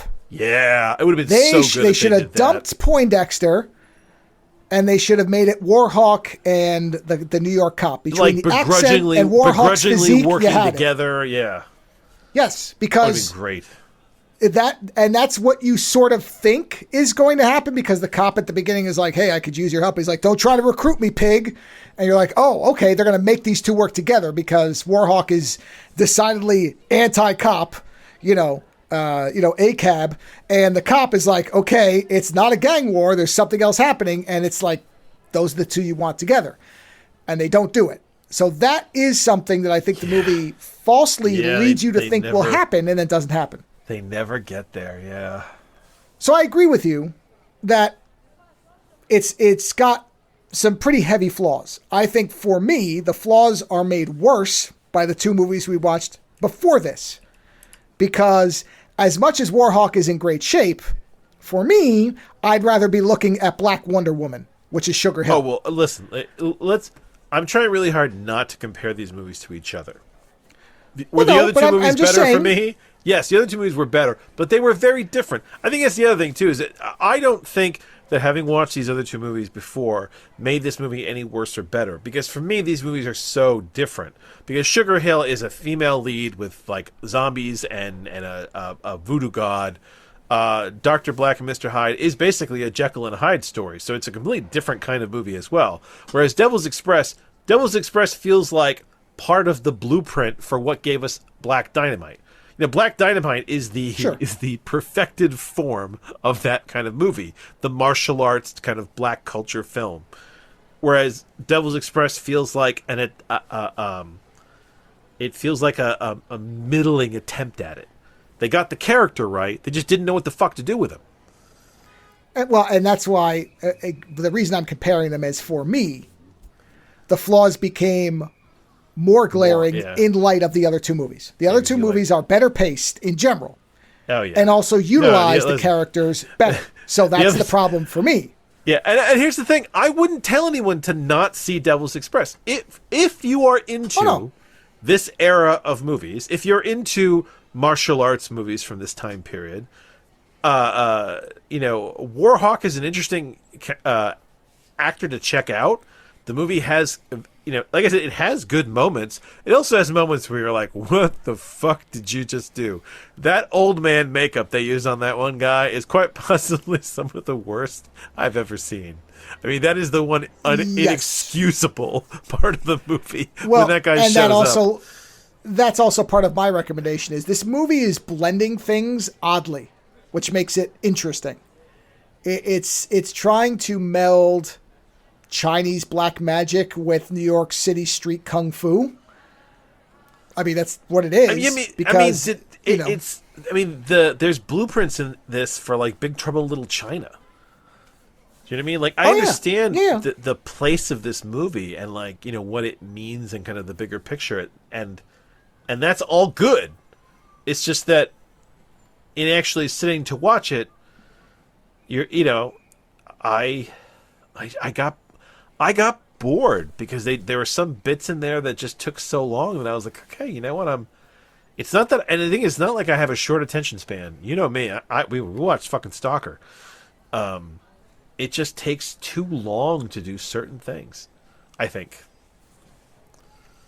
This is definitely a movie for somebody like me more than it is somebody like you. Oh, yeah. So that's, I think, the easiest recommendation of idea for people is if you think that there are times where I'm putting up with a lot of shit that you wouldn't, then don't. This is probably going to lose you in the middle. No. I'll tell you what the problem with this movie is that you are blinded by your weakness, which you already declared, which is that you love 70s New York. And this movie is like 70s New York all over. Oh, yeah. And that's why I'm saying, if you'll put up with the shit I am, or you're into the shit I am, and that will patch over the huge gaping holes in the wall, 70s New York is your other Mila. You'll watch a bad Mila movie because Mila's in it. This is true. That's the problem with this movie is that, instead of Mila, you got 70s New York, and you're like, well, baby, it's okay if there's some weak shit in this movie because I'll stay because the city looks so good. You know what I mean? Like I did just rewatch Ultraviolet a couple of weeks ago, and I was simultaneously embarrassed and enthralled. Why would you rewatch that movie? Because Mila's in it. I know. No, it's you said the abused one, and my thought was, you know what? Maybe I'm being too hard on this movie, and then I watched it. No, it's not a good movie. Nope. But I understand that you have a thing. I do, and she is in basically a midriffless outfit, skin tight leather outfit for most of the movie. Yeah, no, she looks great with swords. But boy, it sucks. What a terrible movie. Her daughter looks so much like her. I'm waiting for her to break into like action movies and be like young Mila. No, I mean. One of the things, as a very, very, very quick side tangent, which I do like that people recognize, is even in the worst movies Mila's in, many people are aware of how much she wants to do her own stunts when possible, and that, for a lot of people, offsets how bad the movie is. Like, there's at least a respect for her, and so I would hope that that is the path for the daughter as well. If she wants to get into movies, you gotta be able to offset some of the stuff you're gonna be in. Yeah, I think it's hilarious that Mila transformed into like an action movie star. I mean, there's no small effort from her husband. But I mean, she became an action movie star, and like, it's not weird to see Mila pop up and B-level action movies still. We just watched the one with Batista not that long ago with the Death Train. And like. She's never the problem with the movie. But the movies themselves aren't often not great. Like Mila's not what's wrong with Ultraviolet. Everything else is wrong with Ultraviolet. But Mila's not the problem. This is true. Mm-hmm. So you get a lot of that. But yes, 70s New York is your weakness. So if a movie has 70s New York on display, that right there boosts its quality for you. It does. So. It will blind me to flaws. Yeah, and that's fine. If you are listeners like 70s New York and you have that same interest and weakness, then this is your particular bag. That's fine. Yeah.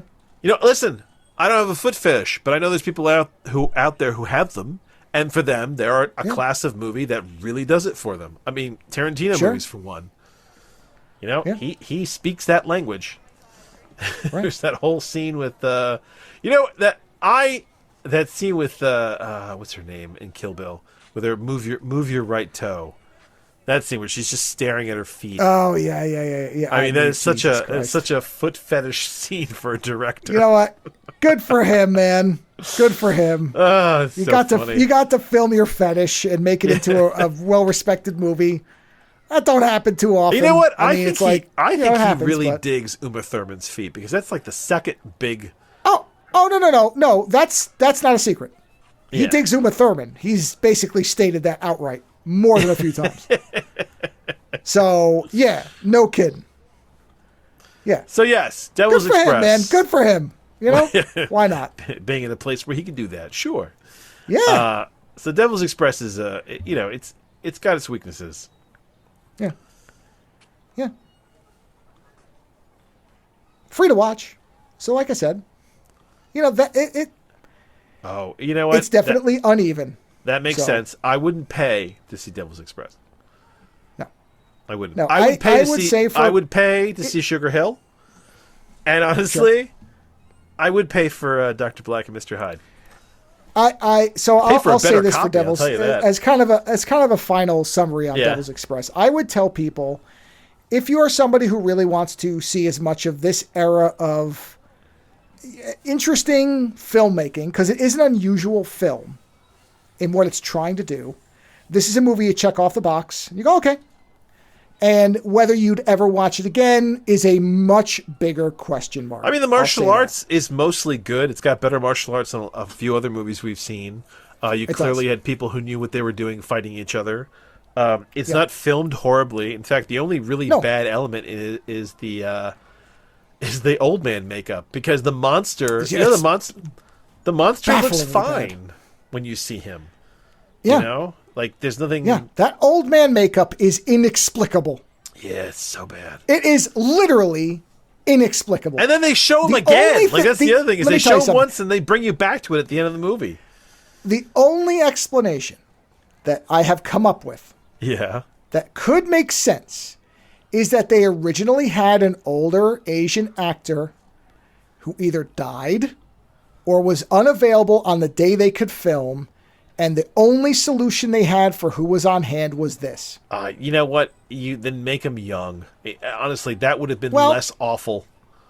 I'm not going to disagree with that. What I'm saying is, if this was what they intended to film and they wanted it to be an old man and they had no other choice, it is the only explanation that I would go, okay, it looks terrible, but I get it. Anything else is unacceptable. So I'll just say that as far as it goes. So I am hoping that it was a desperation. We have to make it an old man because that's what we want it to be. Okay, I agree with you. Just make him old. Just make him young. Just say that magic whatever. He took a magic powder and it made him young. Because Jesus Christ, does it look awful? And it's not awful enough. It's funny. It's awful. Yeah, and that's the problem. It's like just kind of bad. It's like peeling off his face. I mean, it is inexplicable. That is the best word. And outside of the explanation I have generously provided, it is unacceptable. So that's what I'll say about it. Moving out of that and getting into better movies as we go along, more universally recommendable movies.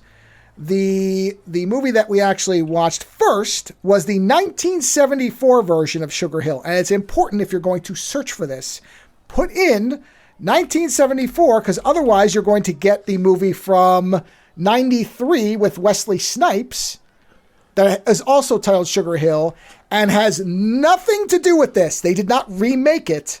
Because Snipes in a remake of this as Baron Samedi would have been fucking rad. That would be amazing if he did the remake and he played Baron Samedi. It would have been amazing. But that's not what it is. So I'm just warning everybody. Sugar Hill, very easy review. It is a fun, absurd, voodoo zombie revenge movie. That's it. Yep. All in, you know? Yep. They kill Sugar's man. Yeah. I will say they made the correct decision to focus on the two most interesting characters throughout the movie. Oh, yeah. So unlike Sugar and the Sam Devil's Day. Express mistake, Sugar and Sam Day are fantastic. And the movie, there's never more than a few scenes or a few minutes where they are not, one of them or both of them are not on screen. No, and Baron Samedi is always like floating around in the background. He pops up as that's like the best part. Yeah. He's always there because he's a god, but he's having a good time. He's a Loki type of voodoo god where he wants to be dirty, getting his hands dirty, having a fun time, torturing the honkies, and it's fucking great. It's just great.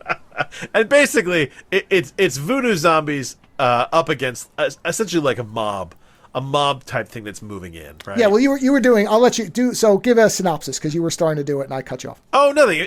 The simple synopsis is just that they kill Sugar's man, who owns a club, because this mob group wants the club. Sugar, who was madly in love with this guy, is heartbroken by it, and she turns out to have family ties to a voodoo mama. What do they call it? I mean, she's like a. Yeah, but like a voodoo priestess, I think would be the correct and term. so she goes to her and basically says, I want revenge, and I want you to help me get revenge. And the voodoo master is like, wow, there's a high price for that. And she's like, I don't care. She's like, I'll fucking pay it. She's like, let's do it. And they use her powers to summon Baron Samedi, and he is interested. He's interested in Sugar. He likes her. He kind of wants her for himself. But he agrees to help her. And then everything beyond that point is them setting up each individual person who was involved with the murder of her man, and then having them basically be murdered either by zombies or by Baron Samedi himself in revenge. And every time she does it, she gets dressed up in her special Wonder Woman murder outfit, which she looks great in. And she systematically takes them all out until she gets to the end, and then it has a wonderful ending. I wasn't expecting it. I mean, really, this has one of those endings where you're like, yeah, that's right, Baron Samedi. You take that person and you go with it. Like, it's just, it was, I don't want to call it heartwarming, because it's probably not heartwarming. It was heartwarming for me, because that woman was a bitch. Oh, God, yeah. There is this blonde woman who's obnoxious to the whole thing. She's insulting and racist to Sugar. She's extremely racist bitch. Yeah. Let's just state it as it is. And at the end, when they killed the mob boss, Baron Samedi is like, well, now I'm going to take payment. And I thought the whole movie was going to take Sugar. Like, I figured that Sugar was going to go in the end, and that was going to be like the down point of it, which is that she gave up her life to get revenge, right? But instead, Sugar pays him with the blonde, and Baron Samedi throws. And to be fair, the movie is making you think that's what's going to happen, because they keep pointing out. Because when he first appears, there's a payment. She's like, well, I don't have a lot of money. And he's like, I'm not interested in money, woman. Yeah. That fucking guy is amazing. But he throws the blonde over his shoulder and runs cackling into the wood with his legion of zombies. And you're just like, you honestly, like, you want a sequel. That's what you want from this movie. Like, oh, sure. No one is bad in this movie. There are people who are generic, but nobody is bad. They are racist, dirty people, and they meet horrible ends. And Sugar is fantastic. Baron Samedi is fantastic. The voodoo priestess is, like a old female voodoo Yoda. She's great as well. I mean, there is nothing necessarily weak about this movie. In fact, one thing it does have is the most incredible collar on a suit that I have ever fucking seen. When Sugar's boyfriend first shows up in this movie at his club with her, he has this scalloped collar on his suit that now that I've seen it, I can never unfucking see it. I want that on a jacket. That shit is so goddamn cool. He is so goddamn cool, which is funny because, like, normally they don't put a lot of work into, like, a character because he's going to die. But in this movie, they were like, you know what? We're going to make Sugar's boyfriend so goddamn cool that you just expect him to be the lead. And then when he dies, you're so shocked. You're like, oh, God, how could anybody be this cool in this movie? And then Sugar shows up with Baron Samedi and takes it away. It just raises the bar and then goes, oh, no, don't worry. We can meet that and surpass it. So, it's fun as hell. mean, if you're looking for a zombie revenge movie. Well, and also, what we should point out is the zombies, which I didn't realize that there was a reason. The zombies have silver eyes. So these are all reincarnated slaves, specifically. Yeah. They all had manacles, so they were slaves that were buried. And they all had silver eyes. And he controls them. That's the silver eye represents his control. Right. Yeah. Because you looked it up. Because I didn't know if there was something specific to it. And there in fact is. Thing, apparently. Yeah. And so, and again, to kind of contrast it to Devil's Express, that's why it is worthwhile comparing it. The characters you want to see throughout the movie are present in nearly every scene. There's either one or both of them.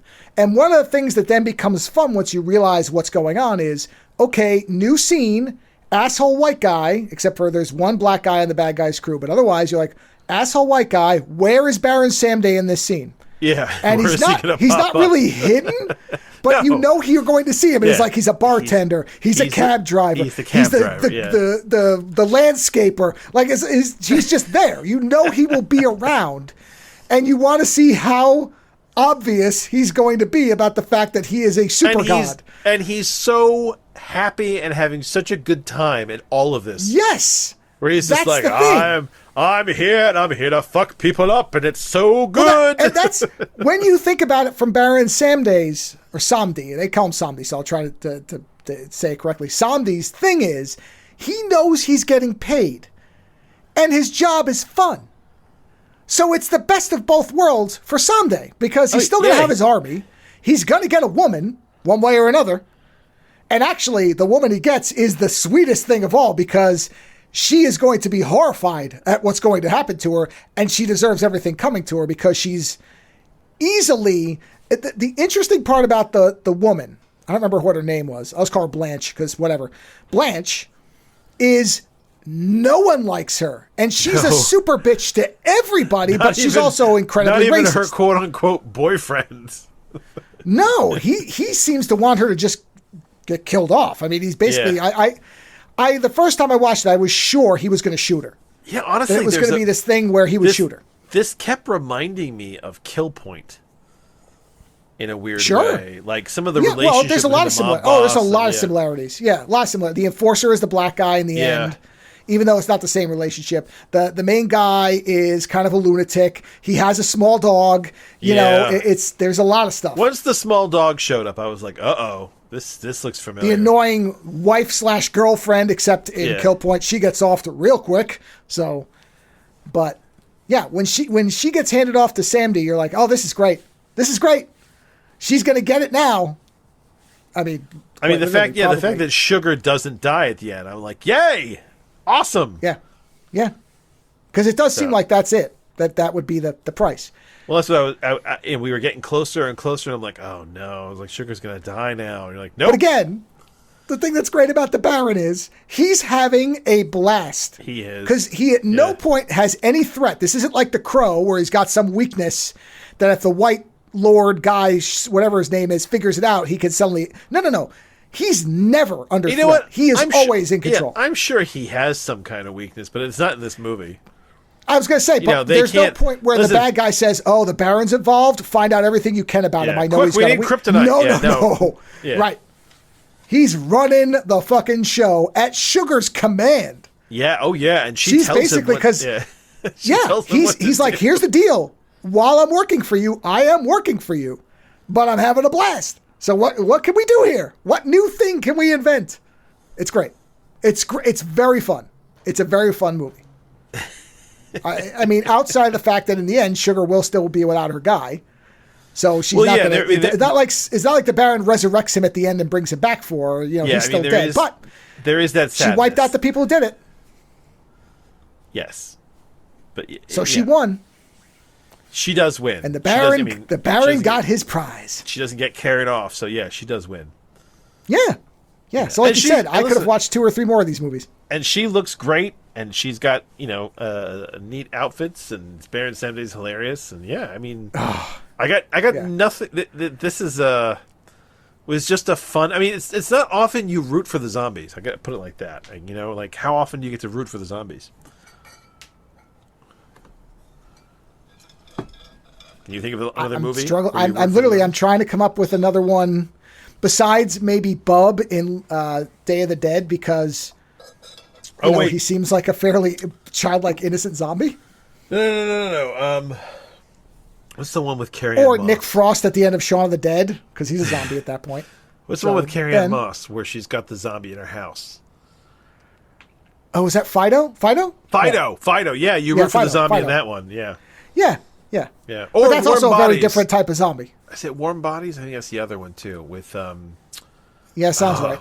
Yeah, where he's the zombie that falls in love with a girl. Yeah. You know, but like this is it's rare. This isn't a good horde of zombies. This is a horde of zombies doing bad things, but they're doing them to the right people. So you're like, get them. Oh yeah. No, these are people who in life were wronged coming back to kill racists. Yeah. Good, great, have at it. So at no point are you ever you want more zombie carnage. Yeah, it's fantastic. So yes, Sugar Hill's easy to recommend. Easy, real fun. I'm gonna let you explain the next one up front because you were, I think, the most stupefied by this movie.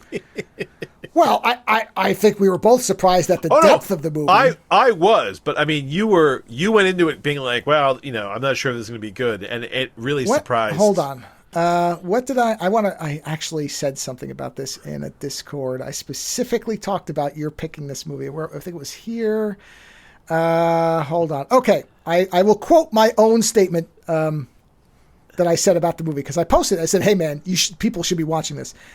Quote, Lando picked it and I expected a grenade, but for someone who doesn't watch a lot of B movies, that motherfucker is picking some gems, end quote. And that's exactly what I said. And that's exactly what I'm saying again, because the title, we agree, the title is awful. It just ruins it. Yeah. The title is it makes sense for the time to get you to look at it and go in and see it. But after that initial run in the theaters, in a modern context, somebody's going to look at that, and a lot of people will write it off thinking that it's going to be a terrible, bad movie. Yeah, the other title was The Watts Monster, which I think is actually a really good title. That's the best one. Yes, there were several titles, but that's the best one. It takes place in the part of town called Watts, and that's also where the tagline, which was "Shot full of lead, he ain't dead." Yeah, that's a great tagline for the Watts Monster. Yeah, and the other thing too is that they set it up in this whole that it's a Jekyll and Hyde story, which it is, but it has been modified because at one point they refer to so he turns into this thing, and you're like, what is this? And it almost looks like we'll get into more detail of the whys of it, but he turns into this thing that almost looks like a gray Hulk, right? And you're kind of like, okay. Another thing, by the way, I don't know why they didn't just call it Dr. Pride and Mr. Hyde. Yeah, I mean, because his name is Pride, and it's a nice rhyming title. But somebody refers to the creature as, is it a gant? Is that what they call it? It's a haint. A haint. It's the word ain't with an H in front. Which is apparently H-A-I-N-T. A real thing, a creature that's like a well, I will explain. I have the article. The Haints of the South Carolina Lowcountry, History and Mystique. Okay. Haints are restless spirits trapped between the living world and the afterlife, floating on humid air that add an eerie mystique to the historic region of South Carolina. So the origin of it, it's now I don't know what Gullah Geechee, and I apologize if I'm pronouncing that incorrectly, but that's the cultural source of this, which is an African-American community that has preserved much of the African linguistic and cultural heritage. So this is a concept that has been brought from Africa. The descendants of the enslaved Africans believed in the existence of malevolent spirits, haints, that could cause harm or misfortune. These spirits were often thought to be the souls of the dead who had unfinished business or had been wronged in life. So that's what a haint is. Oh, man. You know what? I wonder if he was... I mean, you can make... Either way. I was just thinking if he was possessed by his mother. Yeah, I was just thinking. Was he possessed by his mother's spirit? Anyway, that's why this movie suddenly gets elevated, because if you look at the poster and you read what it says, you think, oh, okay, exactly what you said. This is a blaxploitation version of Jekyll and Hyde, and that's it.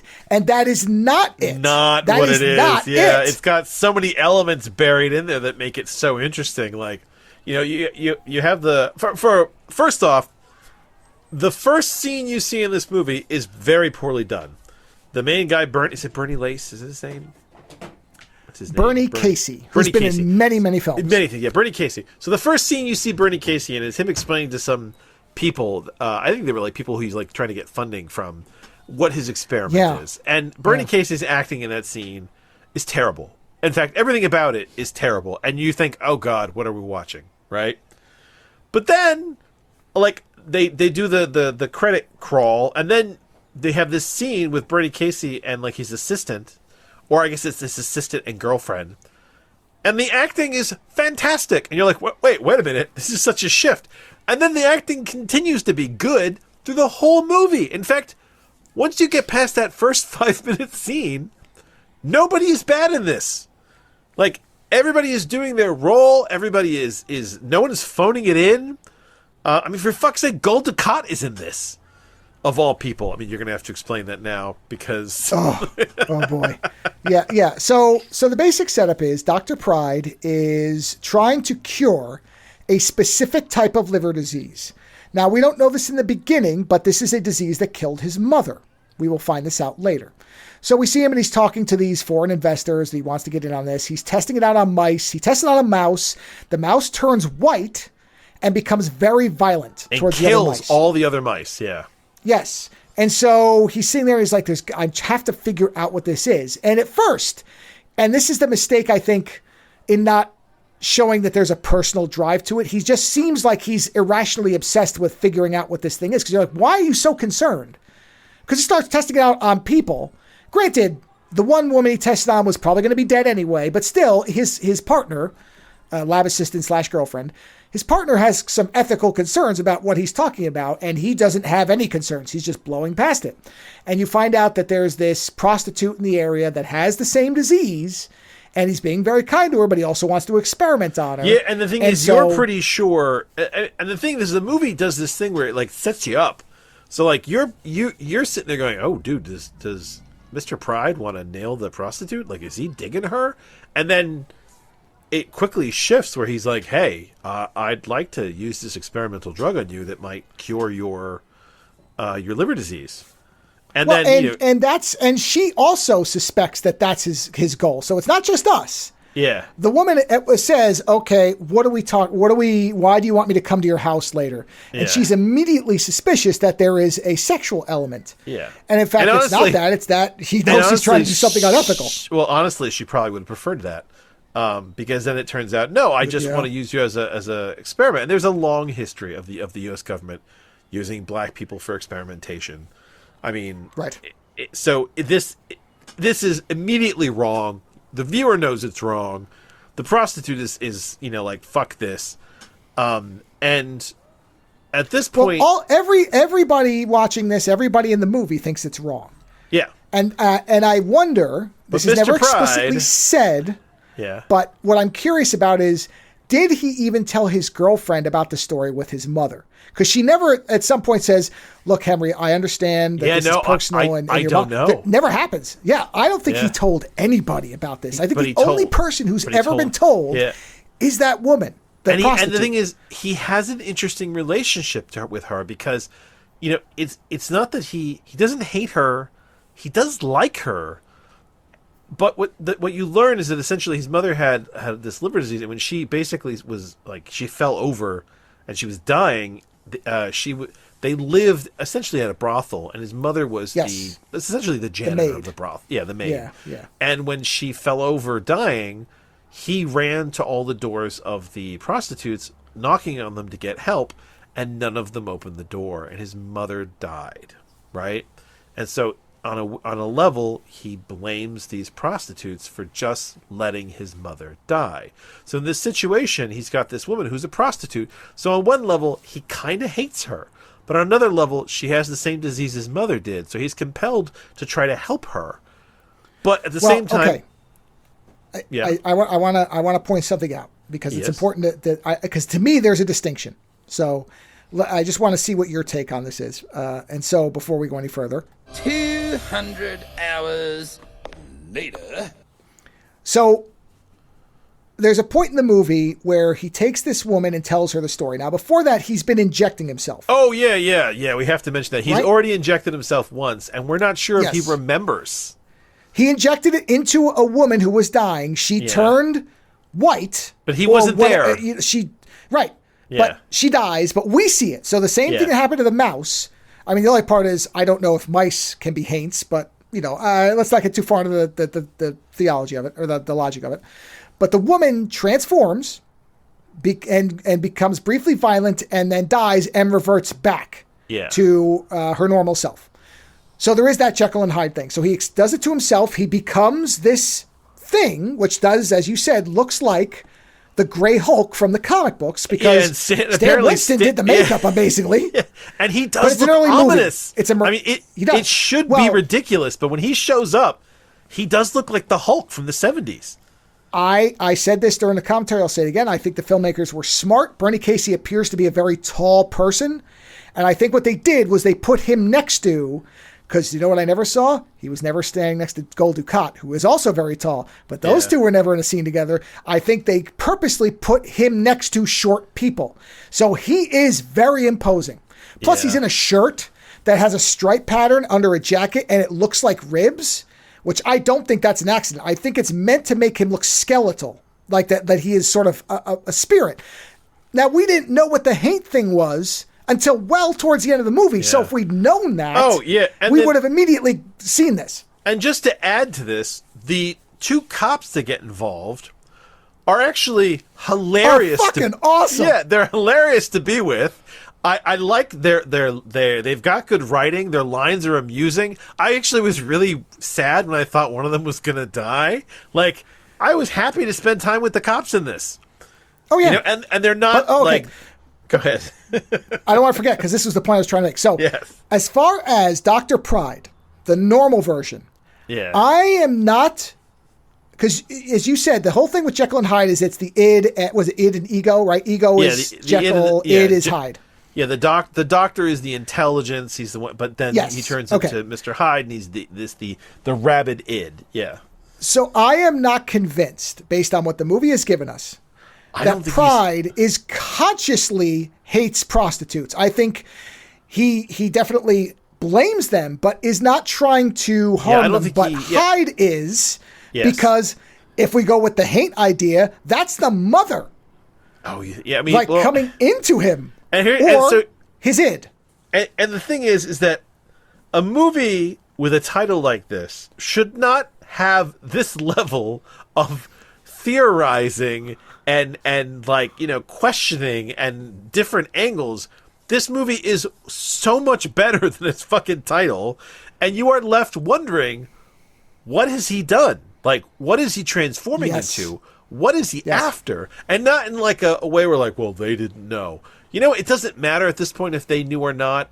It's that the acting is there, the story is there, and the direction that it goes, it leaves itself open for you to sit there and go, okay, what is the why of this? Because it is doing very specific things. And it has to be that the filmmakers knew. It has to be. You wouldn't have the concept of the Haint even brought up unless they knew what it was and wanted to introduce it. Brought up by the cops. Oh yeah.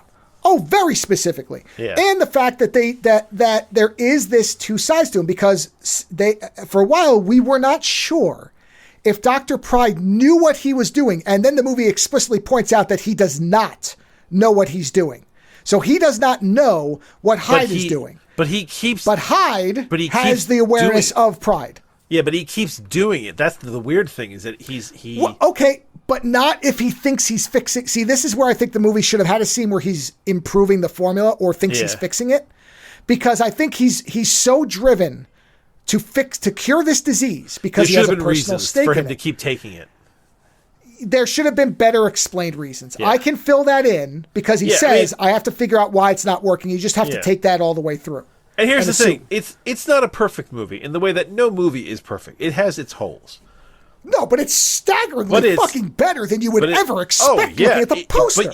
But you are fascinated, and you are fascinated by how he's going to get caught, if he's going to get caught, what's the end goal, the people that he's going after. I mean, like I said, when I thought the one black cop was going to get killed, I was like, no! I was like, those two are like one of the best parts of the movie.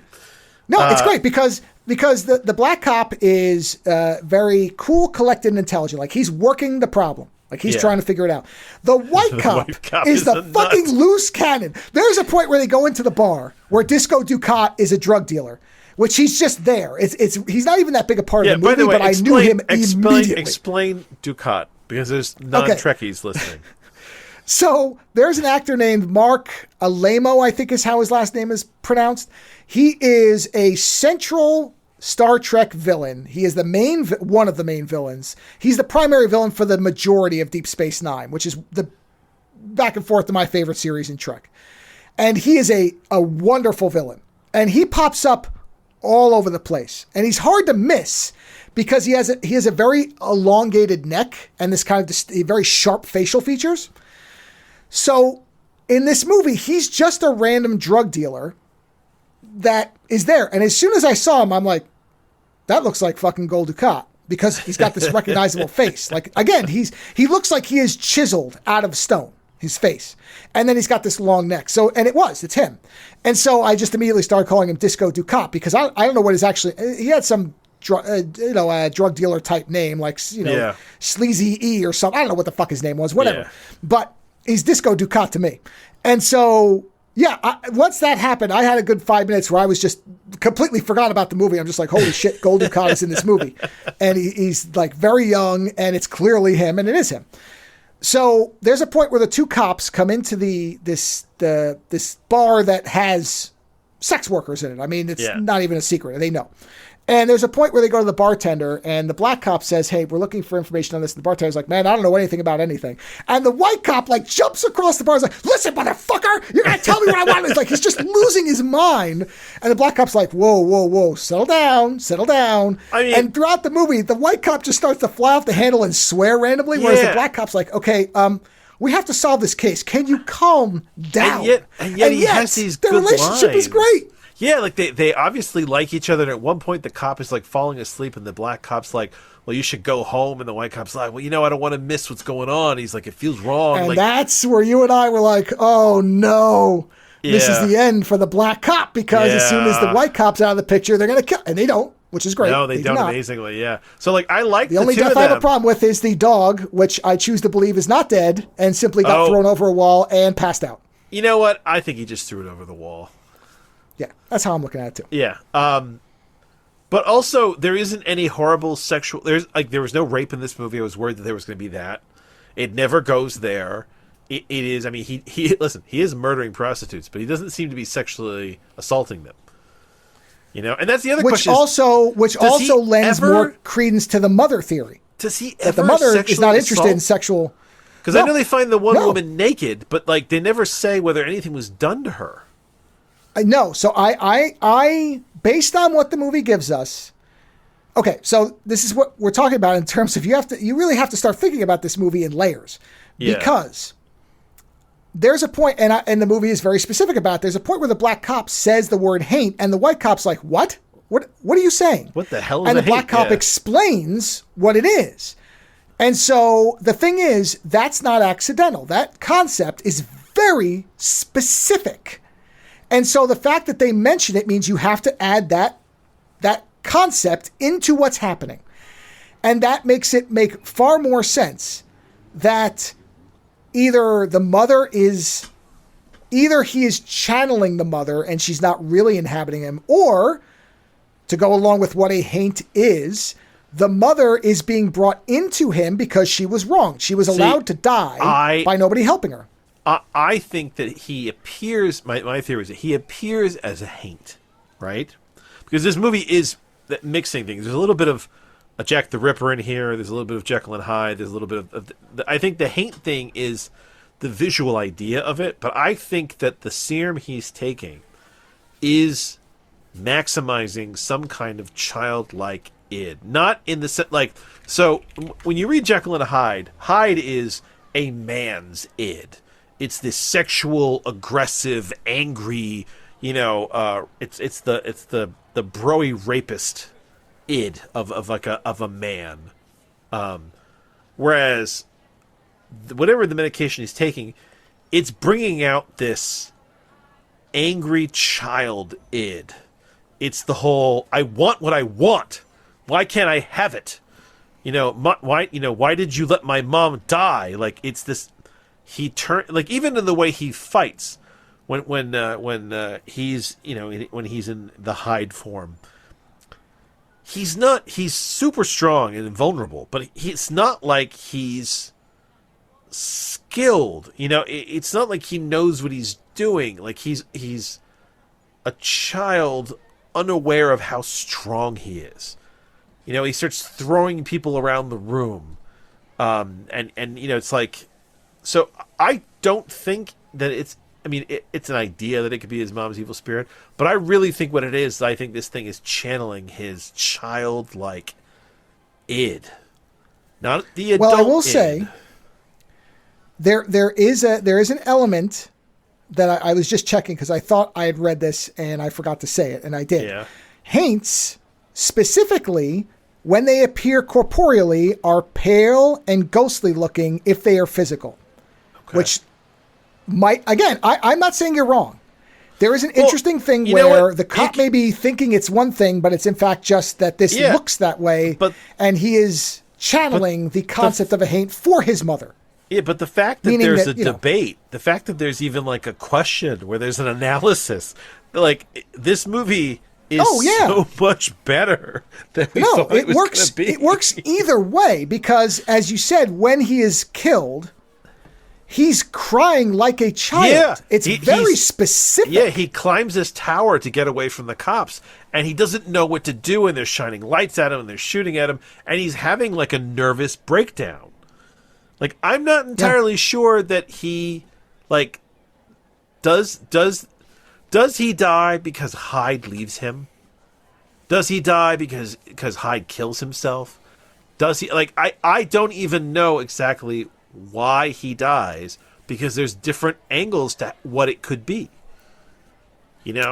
Well, because he is normal again when he hits the ground. Going along with what we're talking about, the movie does not specifically say because I believe he is shot earlier and it doesn't seem to affect him. No, it doesn't do anything to him, yeah. However, at the end, the cops shoot him about 3,000 times and he falls off an exceptionally high tower and then hits the ground. He gets hit by a bunch of those early and he's still hanging on. I think Hyde leaves him. I either think it wears off or he drives it off and it kills him. I think he chooses to die. That's very possible. Because the thing is, as I was saying at the end is, well, why'd you even shoot him? Because he was going to come off that thing. Think of the last conversation he has with the prostitute, because she meets him at one point and says to him, you better turn yourself in or I'm going to turn you in. Like, the fact that she gives him the opportunity, like, she obviously respects him on some level, right? And he doesn't do anything terrible to her either. I was half expecting him to, like, grab her or drug her or something, right? But he lets her go. So and this is what I mean about, I think, pride, the human side, the non-hate, the non-monster, the non-monster. She recognizes that once he tells her that story, I do think it then changes what he's doing, and there's no reason to. He has not done anything to indicate he was going to harm her. In fact, he's trying to cure her. Now, his methodology is suspect because. She says, well, I'll shoot yourself up first, and then we'll see if I'm willing to put up the side effects, and he becomes a monster. So, but the fact that he does it to himself, you have to sit there and go, well, he must really believe what he's saying. Why would he do it? He knows that there's something wrong. He also doesn't know what to do about it. Yeah. So, I mean, there's just so much more. It's a fascinating movie. There's so much more going on.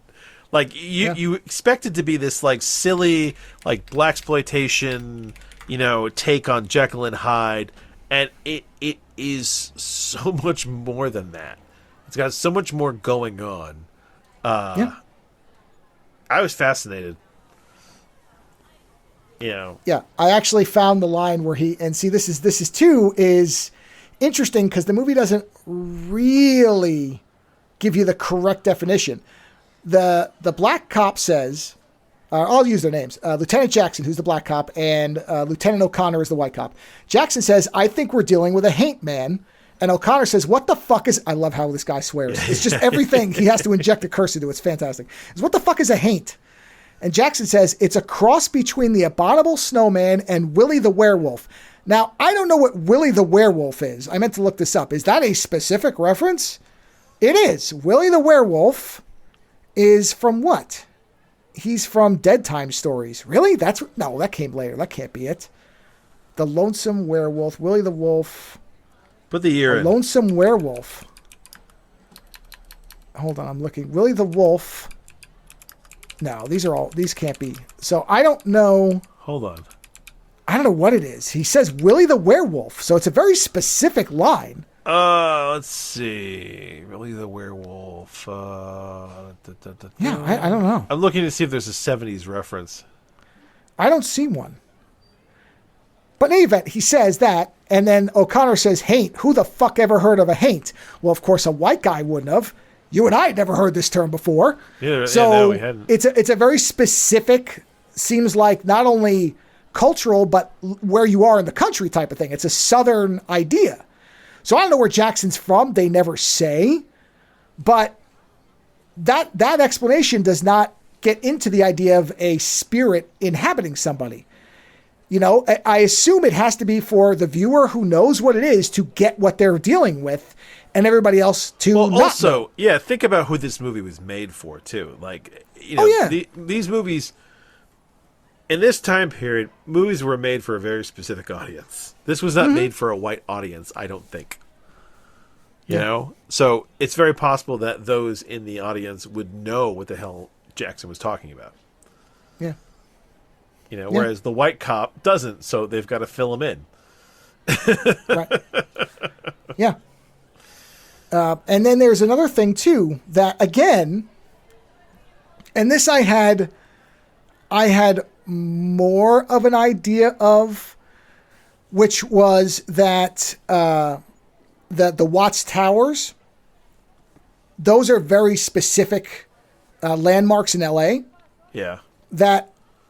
Because one of the cops says, don't shoot at him. That's like shooting at the Lincoln Monument because the Watts Towers are a very specific thing. Yeah. Interestingly, though, they're generally tied to Italians as opposed to the black community. However, you know, so I don't know. I think that's more of just a landmark thing. But it's interesting, though, that they have that reaction. That's why they say don't shoot at him at first, because they don't want to hit the towers. And then ultimately they're like, oh, fuck it. Okay. And they just start shooting. So it doesn't really matter. You know, but at first they're sitting there going, and I think that's just a way to say don't shoot at it. But Watts has historically been an area where it's largely a minority population. But even that it's more Hispanic than black, is my understanding. So again, I don't know, but they make this big point about it. I heard him say it's like shooting at the Lincoln Memorial. Yes, that's what he said. So I was like, that's interesting, because again, I don't know that I don't know, there may be something I'm not aware of, but I didn't associate that with the black community specifically. But there may be things I don't know about. So again, that. The mention of the haint, this stuff, it, like you said, the right audience will know exactly what's going on in this. And then everybody else, that's the interesting part, was it's going to lose, because let's talk about the 70s. Do you think there were a lot of, number one, there was no Wikipedia. You weren't able to look these things up in 2 seconds, so you either had to know them or you didn't. And I would imagine that anybody who was seeing this, who was unaware of these cultural ideas, probably wasn't actively seeking them out. Well, the thing is, there may not have been an easy way to find out. You don't need the haint reference. It's there for those who might know it. But otherwise, you don't need it there for the movie to stay. But here's my point. without the ability to find this information out, you lose some of that layering that we're talking about. Oh, yeah, and maybe that's why it wasn't a bigger hit when it came out. Yeah. And I think that's unfortunate, because if there had been a scene with the two cops where Jackson explained to O'Connor what a haint really was in depth, then anybody watching this starts to go, oh, wait a minute, he told that story about his mother. This isn't what it seemed like. And you start thinking about it. But, because obviously, again, these things are filmed specifically, right? This is not an accident. Yeah, there's choices. They didn't just throw the word in. Yeah. Right. But then they don't explain it. So is it because, and this is a very real possibility, and I don't know, I have not been able to find really unfortunately, any information about the making of this movie. Is it that this movie was 10 to 15 minutes longer and they were getting into that shit, and then whoever was releasing it was like, hey man, we're releasing this on Times Square, so when they walk out of the porno theater, they sit here for 90 minutes and they get entertained. Get rid of all that shit. We don't need it. All we need is a black guy turning white from an injection. That's gonna lure him in. And that's all they did, which I think it makes sense to me that might be the case, because this movie feels smarter than it is, than it appears to be. And I think that there may have been scenes that were cut. I really hope this is the case, because then it gives it that, number one, there's a possibility we get a longer version in a nice high def format, which I would fucking love. But also that would back up what we're saying here, that this thing is actually smarter than it would appear, which again is why we complain about the title. The Watts Monster is such a better title because it's more vague, so that it may look like Jekyll and Hyde, but it isn't. Do you know how long our copy was? Actually I do, because I did the commentary copy of it today. It was right around, it was an hour and 23, I want to say, because I know there's a little bit of padding on the front and back when we were talking. So I'd say it's an hour 23, 4 or 5 right in there. It was not 90 minutes. Wasn't even 90. Okay, because the original theatrical run was an hour and 27. I'm looking to see if there's any information about the hold on, I'll tell you right now, because we start talking. Let me just mute this. So it ended at, what'd you say it was? It's 127. This ends, the credits are rolling at 123. Hold on. This is where special thanks. Okay. I'm going to tell you right now, we're not the only people who have noticed this, because the Wikipedia about Dr. Black and Mr. Hyde, they get into the Tuskegee syphilis experiments. They talk about likeness to King Kong. The guy climbing a tower with helicopters, that's easy. Yeah. So the version we watched was an hour 23 and a few seconds. Interesting. So shorter than what you're saying. Now, of course, the theatrical run could have had longer. That might just be, margin of error type, But yeah, I really would love to know, because there just isn't a lot of information unless you're finding it. No, I'm not really finding anything extra. It's a shame because it doesn't. Here's historical context, symbolism of the monstrous white man, reception, but nothing about the production. Yeah. It's delves into many different aspects of. Okay, I'm just looking to see. No, there's this. No. This is one of those. This is actually one of those weird forgotten movies. Yeah, it's a real shame. Wait a minute. Yeah, I can't find more about it. Wait. The opening scene could. Wait a minute. Did we? Hold on. This is referencing. Hold on a minute. Is there an opening sequence, an alternate opening sequence? That's what I'm going to look at, unless we saw a different cut of it. Hold on a minute. Let me go to the video of it really quick, because it's right here. Okay, here it is. Just watch it. I'm just going to start it up and see, because I want to see what they're talking about. No, there's... What opening scene are they talking about? They said there's an opening scene that's unfortunate because it focuses on Linda's nudity. When is she nude? I don't remember that. Hold on, I'm watching the opening right now. It's the opening scene we were talking about. That's them in the medical room just talking about. Yeah, but there's nothing. That's not an opening scene. Oh, you know what? Okay, the only thing they could be referring to that I did notice, because I thought it was odd, is when they first show Linda, you could see her ass, sort of, but that's it. I mean, visual emphasis on Linda's nudity. I disagree. I'm sorry. I disagree. She's in a fucking lab coat. I mean, that's what you wear in a doctor's office. That's overreading.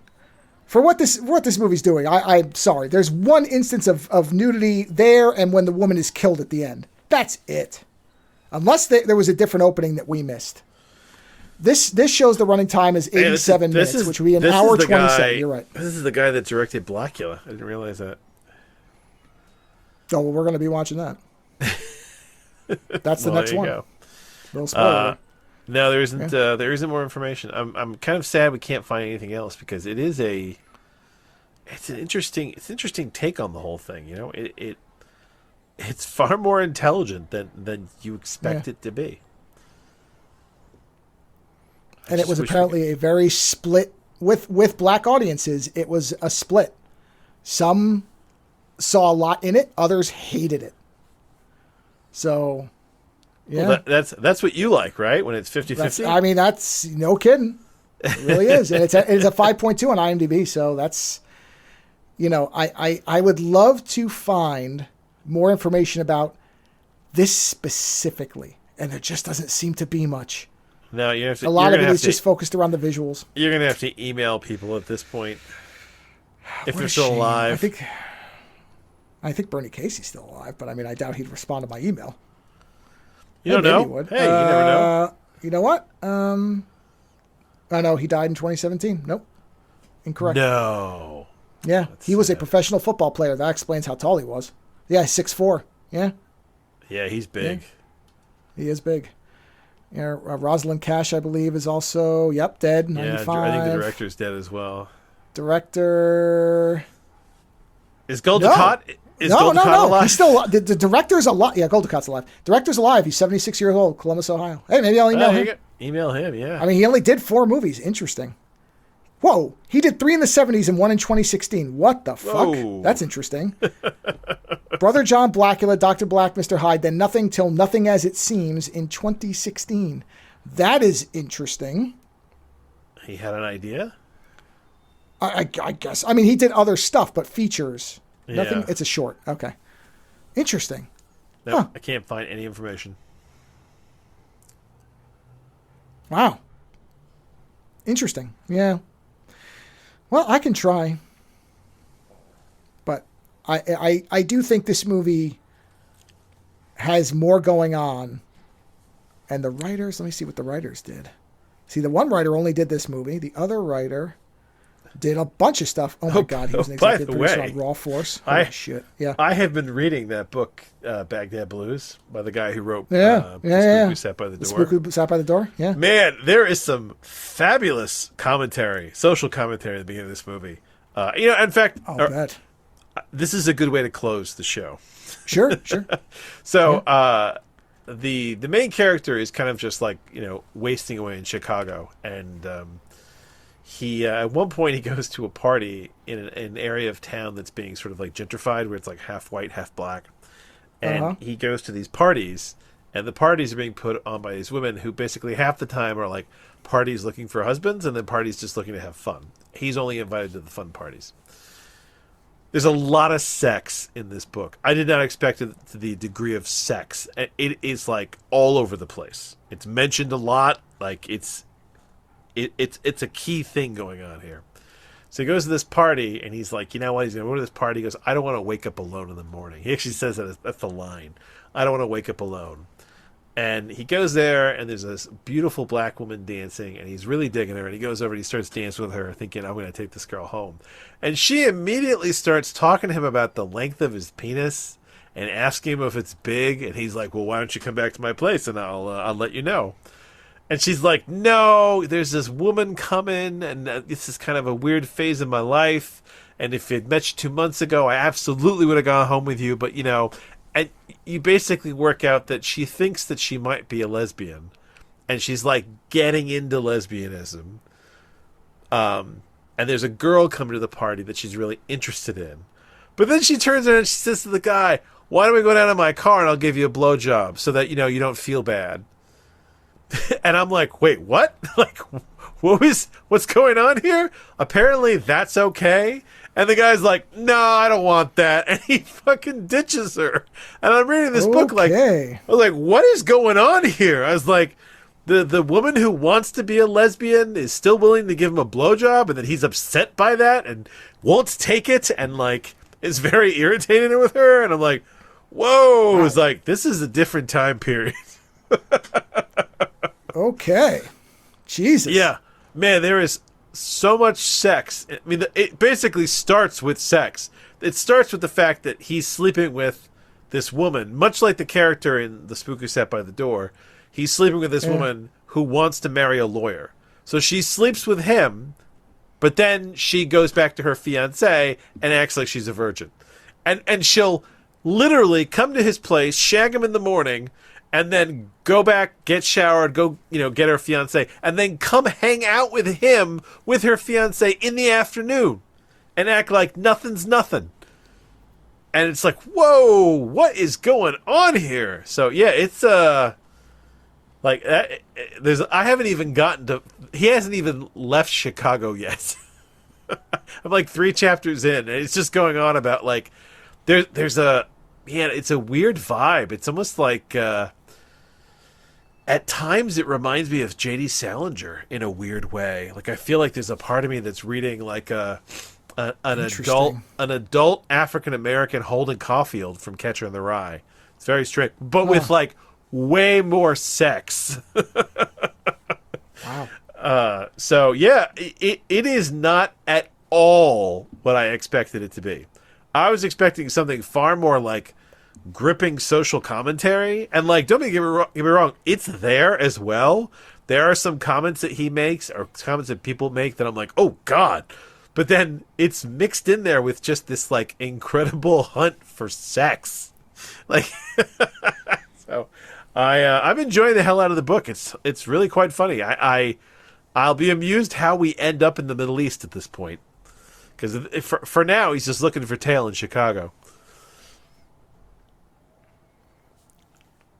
I'm happy that the book is interesting because I want to read the book that the movie was based on. That's actually probably going to be my next thing. I have I mean, both of these books are apparently, The Spook Who Sat by the Door is fiction, but it is strongly influenced by like, his... Oh, sure. Oh, yeah. So I wouldn't be surprised if there's a lot of sex in that book as well. I also wonder if the book is more harsh and savage in some of the things it's saying. Yeah, because remember in the movie he sleeps with the prostitute to prove that he's not gay, the CIA, and then he's still sleeping with that woman even though she's got a I'm wondering if the book is far more sassy than the movie is. Well, like I said, I wonder if it is more harsh in terms of what it does to white people. Yeah, because I'm sure there's things they were like, you cannot do this in the movie because there will be riots.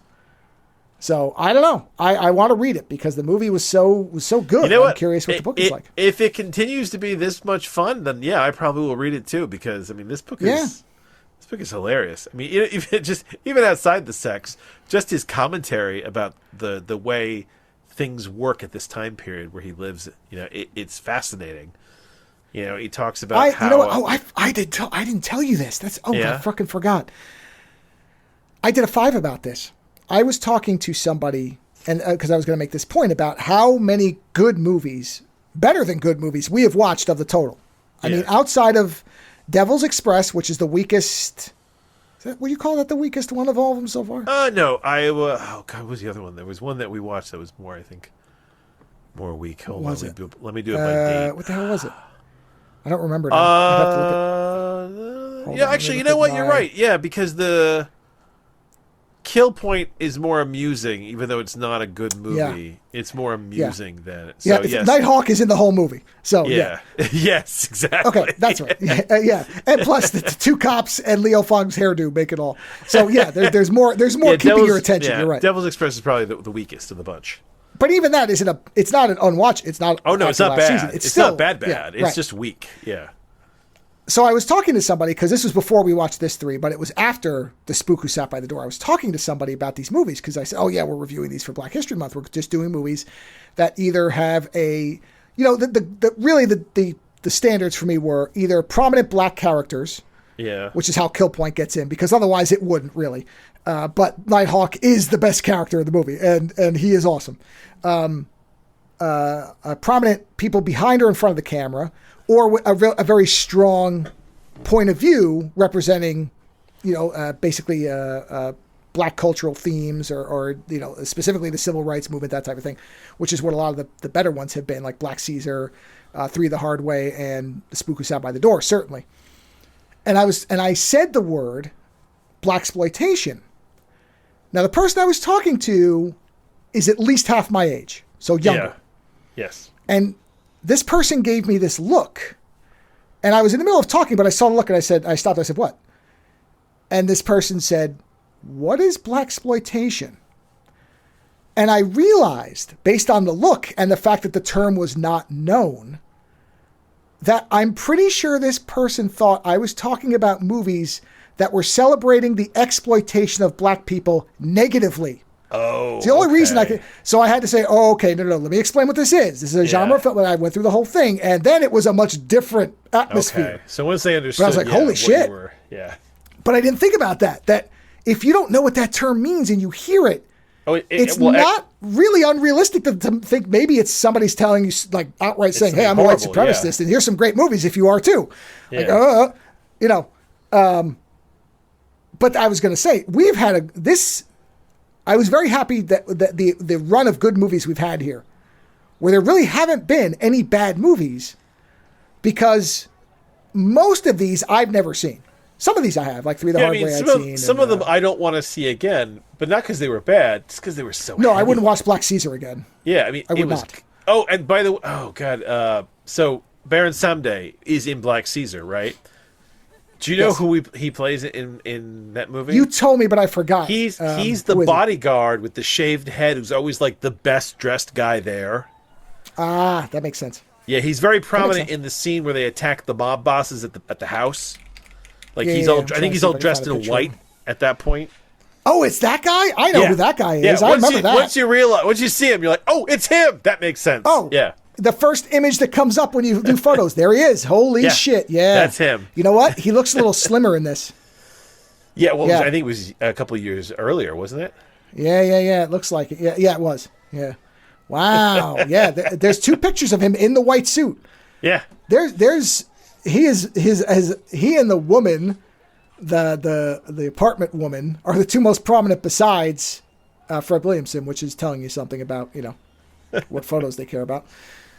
But no, this is exactly what I was hoping with this, is that we would, because I literally will probably watch The Spook Who Sat by the Door every February now. It'll be a Black History Month movie that I will rewatch, because that movie fucking impressed the shit out of me. Like Three the Hard Way, I've watched a few times. That's just delightful. Sugar Hill, this was my third time watching it. Delightful. But The Spook Who Sat by the Door is important. It's an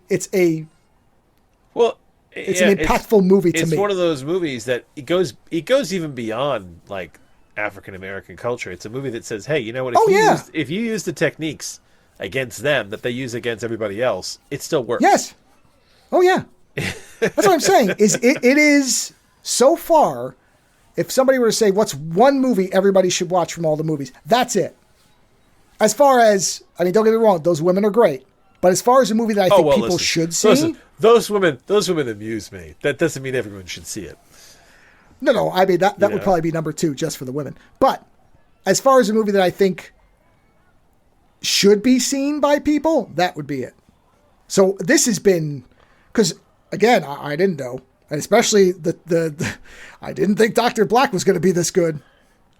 I mean, we've just had a number of really standout movies. And like I said, the thing I have to do, and I will do it, is I'm going to send an email to Severin, Vinegar Syndrome, whoever re-releases movies, say, "You guys have to get this movie. You have got to get this movie re-released. And you got to put something about how it was made, because this is criminally overlooked and should have a better version." So, yeah, I mean, and to take it one step further too, is that outside of all this, fascinating, Dr. Black and Mr. Hyde is also still a very fun movie to watch. When he starts fucking fighting people in the bar, it's well done. I mean, he's chucking pimps through the walls. You know, it is a interesting and fun movie to watch. And it's a bummer of an end, but you kind of know that going in. It's going to have to be a bummer of an end. There's no way out of that. Yeah. You know, so because all the other movies we've watched have had good versions in terms of their quality. Yeah. So this is the only one where, I mean, the one we watched was the best one I'd found, and it certainly isn't what I would call good. It's not great, no. It's a real shame, because I think it deserves to have a better copy available. I think there's a lot to appreciate about it. Well, so write your emails. I will indeed. Nobody will listen, but I'll do it anyway, because you never know. You never know. On that note, everybody, I believe all these movies, Dr. Black, you're only going to find that on like YouTube, and I mean, it's not on it. Oh, actually, I think I did see it. No, I think it was put onto a service after, of course, we watched it. I believe it is on, where did I see it? I found it on a service. It's basically the same copy we watched. It's on, Tubi, that's wrong. I looked at it. It's not on Tubi. I don't know why that comes up. I believe it's Pluto has it. Hold on, I'm going to verify that just in case. The other two you can find easily. I think Pluto has... Let me just look. Dr. Black. Yes. And it appears to be the version we watched, which again, it's not the best, but it is watchable. And I think you should watch it. And that's an hour and 26. You're right. There it is. Hour 26 right on there. So all these are available to watch easily. And like I said, Sugar Hill is high def. I know that. Spook Us Out by the Door was DVD, so that's decent quality. The one we watched was fine. And then Dr. Black is the only one where it appears to still be a VHS rip, and that's unfortunately it's the only one you got. So I wish there was a better version. Unfortunately, there isn't. But I would say of the movies, I would say Dr. Black is the one that's really got something going for it that's surprising. Sugar Hill is just delightful. Like, if you want the sure bet, it's Sugar Hill. Sugar Hill is a fucking sure bet. Because you're going to have a great time. Yeah, you're rooting for all the right people, and all the wrong people get it hard. So that's what you want. On that note, whatever you do, enjoy your weekend, and we'll be back again next week. Visit OzoneNightmare.com to subscribe to new episodes, browse through our back catalog, or to find links to support the show. Follow @Ozone Nightmare on Twitter for the latest episode postings and other show information. If 280 characters just isn't enough, you can always email us, theozonenightmare@gmail.com. The opening theme for the show is provided by Heartbeat Hero. The closing theme is provided by Ogre. Please visit and support these artists using the links in the show notes for each episode.